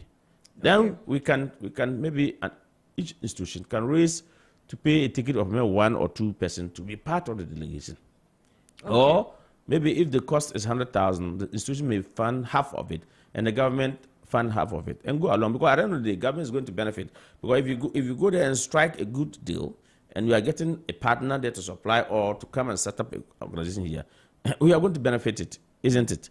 So I think that this all the time, you see government will travel, president will travel, ministers will travel, and you left the business community sitting somewhere, and then you will now go and come and call the business community to tell us, what about if we are there? If we are there, we will be able to tell them what we can do, our capacity as compared to their capacity, our expertise as compared to their expertise, and how we can strike a deal. Okay, so are you saying that won't it be enough? That is, if they're not doing that, where they would rather call on the business community, get to understand their challenges and the opportunities that is available. Then when they're going out to these absolutely, that's what I'm disagreeing, because but you, in your opinion, who can play the music and dance more than the musician himself? So you, in your opinion, say that they should go out with the business community. Those who, if you look at it, the interact of the president, the Free Zone Authority, the Exporters and Exporters Promotion Authority, the GIPC, and the rest that went, are being paid by taxpayers' money. Where do you get a tax from? You get a tax from the stakeholders, from the business community. And I'm not saying that going with government officials is bad. That's not what I'm saying. And I'm not saying the government officers cannot go and sell Ghana. That's not what I'm saying. But the people who can sell Ghana more are the people who send the products. Are the people who are doing the real businesses. And I'm saying, government present, if he's traveling, he should not get travel with all the technocrats. They are technocrats. Okay. But when it comes to reality, it's the business community. And I'm saying we have various associations in the country. They should get right to us. What prevents from the president asking his executive secretary to say, look, identify trade associations, write to them, we want to go with them, but our budget cannot fund full air ticket in and out and hotel. Maybe government can fund hotel, but they can find their ticket. Maybe the government will find the ticket, they can find the hotel, and they are in and out for conference and other things. We should find a way so that, because unless the person who reported was silent on the private sector that was part of the president delegation. But I think to go to a place like China, where we know that as it stands now, agua is gone. And people, Ghanaians, are struggling to send their product there, and they have to pay this 15%. Yet, even though government says that we are negotiating with the American government, okay, we sat down, we allowed the agua to expiration date to come and pass, and we are not saying we are negotiating. I don't want to say that government did not show any serious commitment to it. That's not what I want to say. But if you look at it, you will say the government doesn't show any serious commitment to it.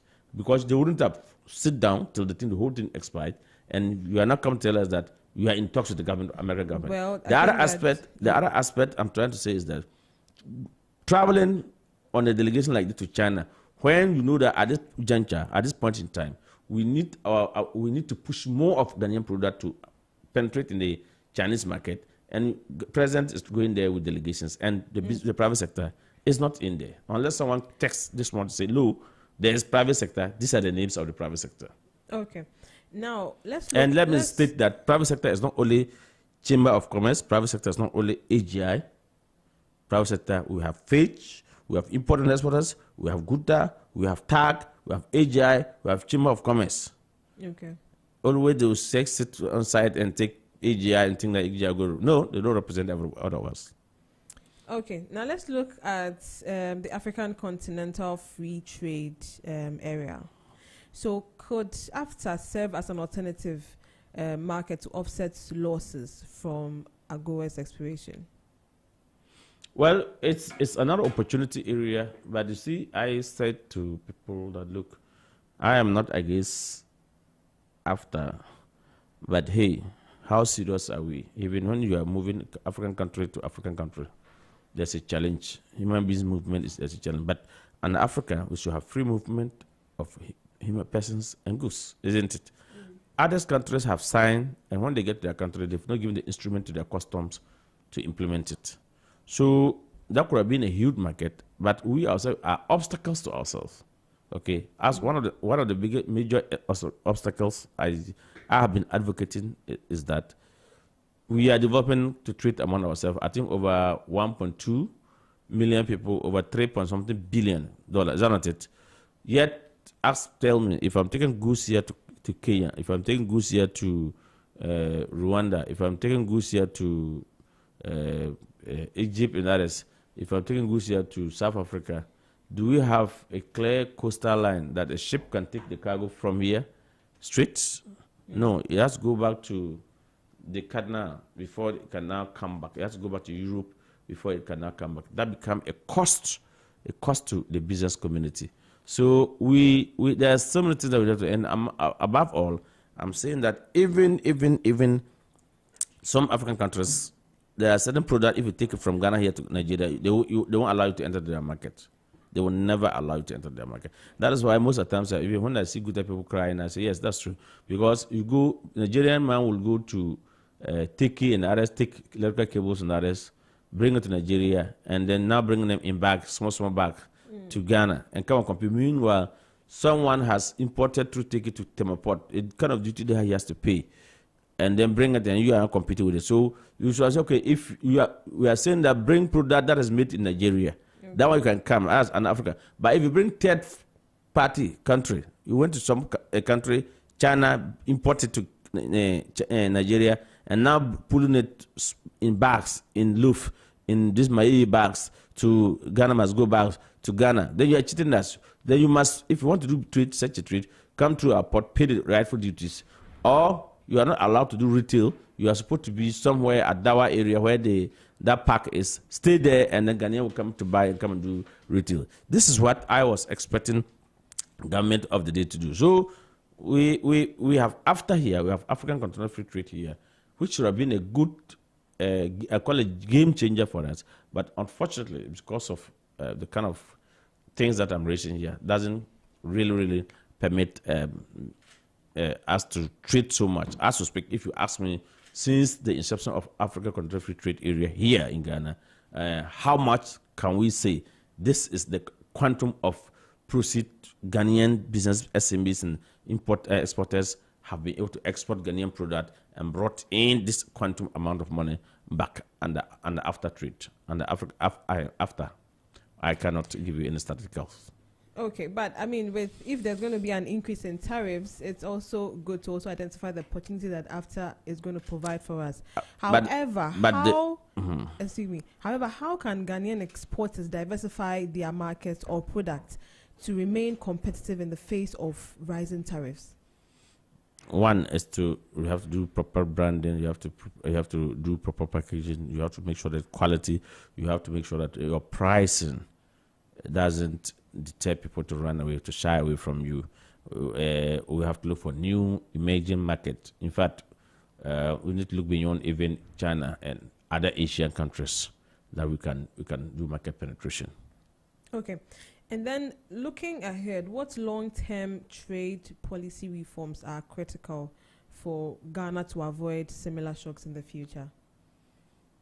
Well, Ghana knew that AGOA was going to end 30th September, so we should have planned long ago. We should have done that negotiation long ago. So we should be proactive in the near future than being, what word should I use? Proactive than being what? Inactive, right? Or what words should I use? Yeah, that's fine. You are English woman, so me I speak business language. So and of course we need to engage more. We need, as a country, we need to engage with our trading partners. Ghana is not in an island, and we cannot also be in our orbit. We have to expand our tentacles. We have to open up, and people must also open up to us. We need to trade, and then our game changer is the African Continental Free Trade. But there's the kind of challenges, obstacles that I've just enumerated this morning. One, we do not have African Union airline or cargo plane that can carry cargo, that is perishable cargo, that within the next few 48 hours or 24 hours, it will spoil. So unlike Blue Skies, every morning they lift their product to the US market or to the UK market. It's not like that. We don't have it like that among African countries. We do not have a vessel. So instead of to be grooming entrepreneurs, we use politics to destroy entrepreneurs, especially in a country that I find myself. We are here in Ghana. I'm a Ghanaian. And I do see how anytime there's change of power, except only President Mama. Since President Mama has come, we do not see any businessman saying that they are targeting my business or their customers is harassing me or GR is harassing me. It's like, yes, President Mama said, no, everybody is Ghanaian. Let's work. Let's Ghana first. And I expect that anybody who will come after Jemama should say Ghana first and don't use politics, because we need my friend, Kwame Despite. I saw him driving some big black car, like a tractor. And I'm sure if they tell the cost of that car. So when I saw it, I thought it was Black Maria. I thought it was driving Black Maria. But you see, those people, the Ghana should let them understand, government of Ghana should let them understand that, look, those your resources, can you channel, let's buy a vessel that will carry cargo here to Africa. That will even bring us more forex, more dollar. So you mean let's buy a vessel. Let's come together. Some of the despite people, the Kennedy Japan, the Ibrahim Mama, come together. $200 million or so, or $500 million. You can buy a vessel that, if there's a big vessel at MPS, Tema Port, that has to take empty containers from Takoradi Port. Your vessel will go there and bring the empty containers. If that big vessel that bed at Tema Port, because if you go to Takoradi Port, it cannot look at the length of it, the huge magnitude of it, no. But it has containers, let's say 500 containers. It has to go to Takoradi Port. Your vessel will take it and go. We have a law, we call it a cabotage law. It's there. If that vessel, the vessel that calls in Tema Port cannot go to Nigerian port, cannot go to Africa's port because of the bigness and the length of it. It can only come to Ghana port, or it cannot go to Benin port. They will say Ghanaian entrepreneur has their own vessel. So those boxes, those containers that's supposed to be sent, should not be another foreign vessel taking it there. Should not be another foreign vessel taken to Africans. But that job must be given to indigenous. We call it shipping agency. We have a challenge in this country. So all these business people that have income, that we think that building houses, buying luxurious cars, upon cars, we put it to use. You will not see any white man.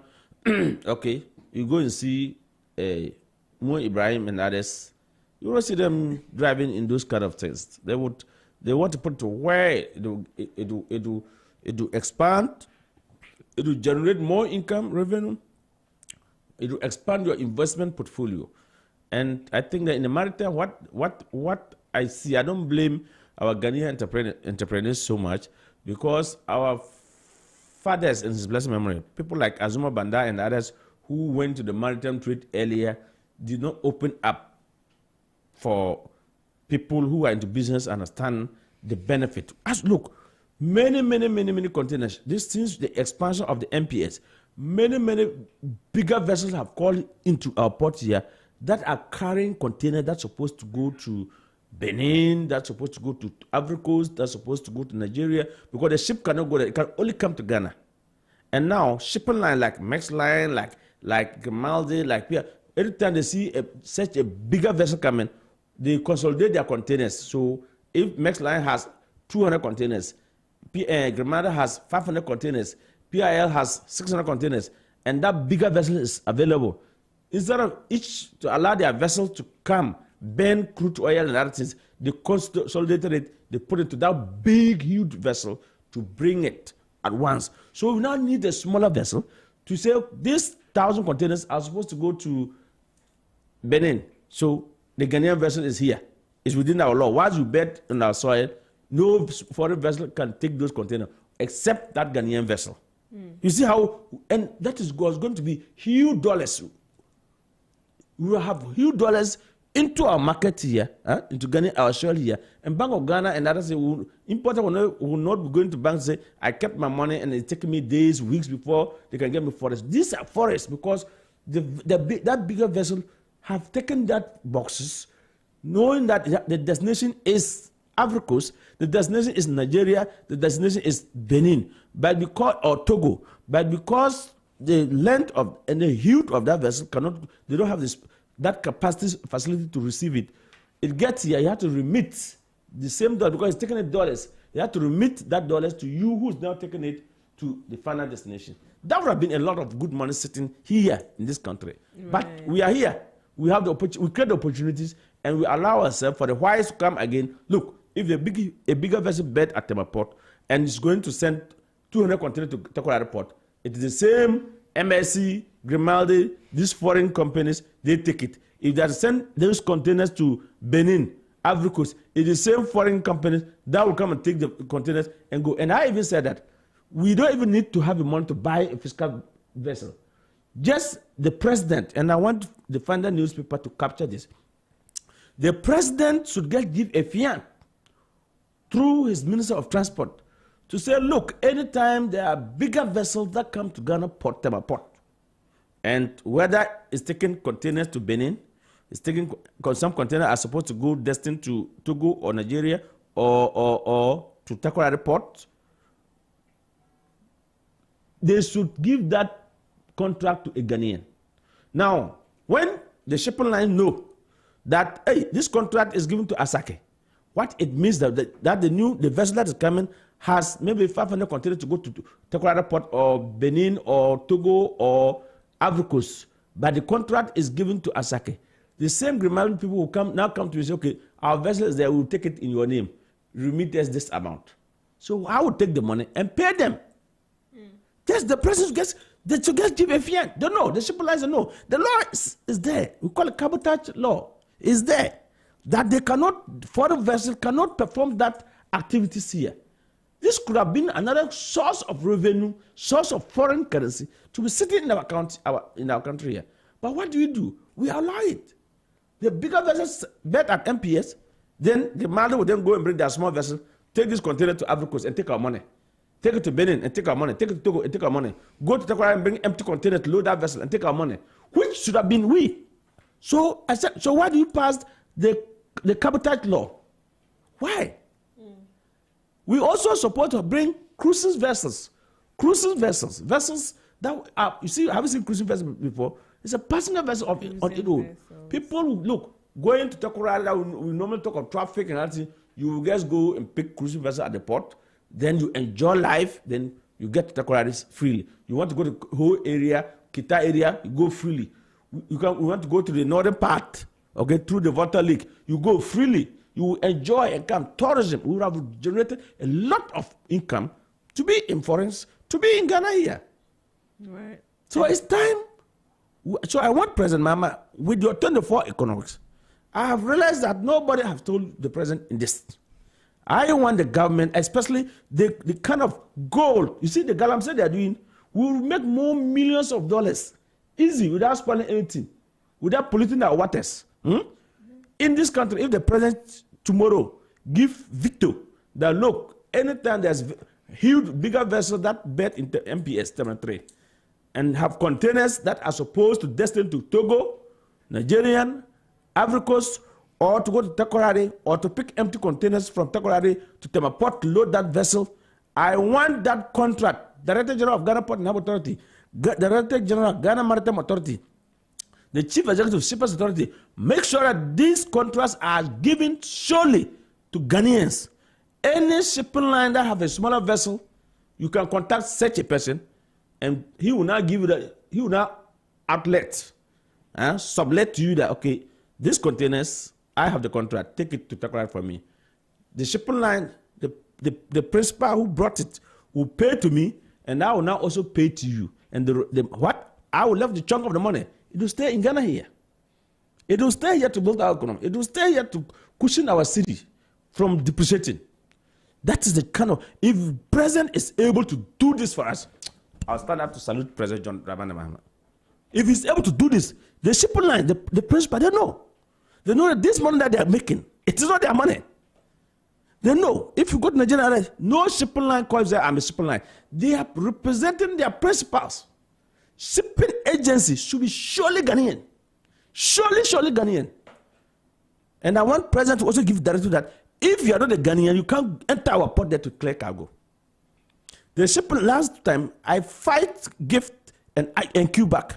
I said, you sit there, give free Ghana Institute of Free Forest. You sit there, and these Chinese people, Lebanese people, come to your office, your association. Then you send a letter to them. Then they take to custom, and custom licenses them. And they are now competing with you. And no, if you look at the number of people who bring more content to this country, are Lebanese, are Chinese, are Indians. And now, there are people now, registered companies here, enter our port, clearing for them. And Ghanaian clearing agents, those who are with you, as your membership, will go to the harbor and be sitting under trees like this. Till the evening comes, then they will return, no job. Meanwhile, you see Lebanese agent clearing so many containers. Chinese agent clearing so many containers. Indian clearing so many containers in our port here. Why for? Because these are jobs surely for indigenous. If you go to Togo here, you can be the best agent in Ghana. If you go to Togo, you can enter their port to clear. Ask our market women at Makola and Okansi. If they go to Nigeria, do they go to the market direct to buy goods?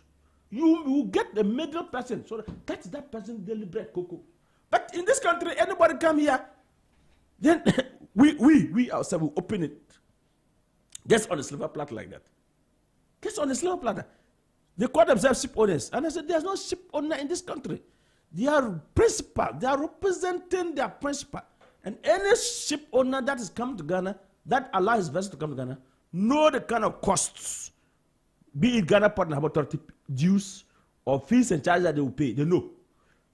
Terminal operators, they know. The stevedoring work, they know. Shore handling work, they know. It's part of the freight that we pay. Yet, they will sit here and charge what we call local handling charges. From where? I paid the transport that take this my mobile phone to Kumasi. I paid for it. When the courier take it to Kumasi and you are coming to collect it, you need not to pay even a damn because I've already paid. Unless I do not pay, then when they get to you, then you will now pay and take. And I will make it known that when the phone get to you, you will have to pay 20 series to the courier company and take it. Yet in Ghana, he will pay freight. Freight is transport. Fair. Then it gets here and somebody sits somewhere and writes some small brochure and said, local handling fee, release charges. If you see some of the things that importers pay in this country to shipping line, if you see the millions of dollars that shipping line take, then they will not, again, they have another term called demurrage. Because when the vessel arrives in Ghana, you have 7 free days to clear. If you don't clear within that 7 free days, the 8th, the 9th, the 10th, some of these people are charging you $200 a day, $150 a day, $70 a day. You have to convert it to the city equivalent. And some of them, they have their own rate. That was how we were fighting them at the Bank of Ghana.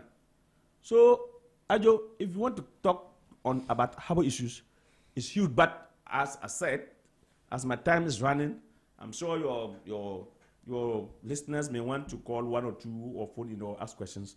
I'll give you like some 2-3 minutes, But my call to the president this morning, and I wanted to have it on the final newspaper, that one, Mr. President, make a pronouncement that no foreign vessel can take container from our port to Takoradi, whether empty or goods in it.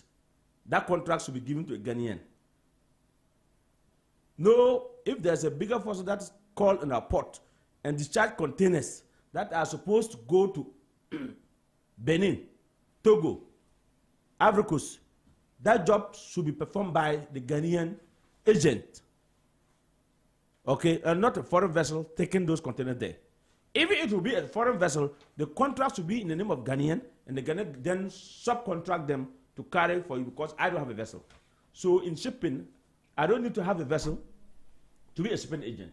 I will just go to, if they give me the contract that there's 1,000 containers sitting at MPS, they are supposed to go to Togo Port or Ivory Coast Port or Benin Port. I will just call invoice for Max Line, Grimaldi, MSC, I say, okay, I have these containers. I want to see your invoice. How much are you going to charge me? Then, okay, the one that is good, I approve. Okay, take it there. Then the main vessel that brought, company that brought it will pay me. Then I'll pay them what. That's all. And the money will remain here. This is it. This is it. I want the president to direct that from today. He does not want to see any Chinese, any Indian, any Lebanese enter our port to clear. He should ask custom to revoke all those people licenses. And those jobs will be given to Ghanaians. If you are not a Ghanaian, you can. And if you are a Ghanaian and you go and use your certificate of competency from custom to aid, to abet with any foreign company, you should be prosecuted. You should be prosecuted. Because if you go to these people, they will still ask that, they will tell, oh, but it's Ghanaians, they are working with Ghanaians, Ghanaian certificate they are using. Some of these people, some of these agents, they take their certificate to these foreign companies, and you know how much they give to them? It's an eyesore. Every month they give them like 2,000 or 3,000 Ghana cedis. Meanwhile, they are making millions of Ghana cedis. Meanwhile, they have taken jobs that Ghanaians should be clearing for. If you come here to do business, you are here to do business. You are not here to be an agent. Certain jobs are for Ghanaians. Indiges. You cannot sell Ghana like that. We are selling Ghana too much. We are selling Ghana too much. We make Ghana so cheap. Anybody wake up, come to Ghana, and become a big man. On behalf of leaders, we say we are very sorry.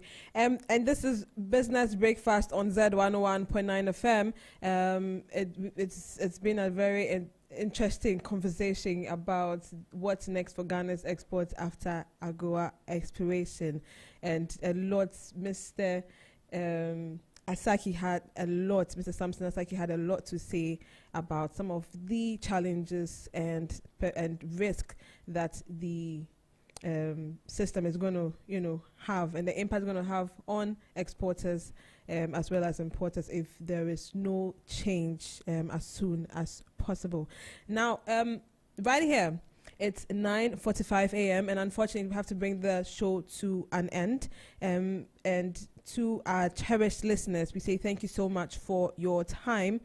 And if you have any comments, you can still share with us, and then we'll take it from here. A lot has been shared. A lot has been said, and I know that if we should open it up again for even an hour, Mr. Asaki will definitely has a lot. No, unfortunately, our time is up and we have to end the show. Okay, so thank you so much, Mr. Asaki, for joining us this morning. Okay, all right. It's 8:46 a.m. right here on Business Breakfast on Zed. A lot of organizations are embarking on projects that need to be amplified. Such projects are the Risa Bring project, which is an aspiring initiative strengthening rural communities across Ghana by bridging the gap between research, innovation, and industry, empowering local entrepreneurs with resources, knowledge, and skill needed to develop quality products, expand markets, and foster sustainable economic growth. Today's story is one of an innovative individual who uses fresh eggs to transforms it into powder form. More of this will be broadcasted right after BBC. Please stay tuned. And like I always say, that whatever you find your hands to do may be blessed. See you again tomorrow. Welcome to the journey of the Rise Up Bring project, an inspiring initiative committed to strengthening rural communities across Ghana. By bridging the gap between research, innovation, and industry, the Bring project empowers local entrepreneurs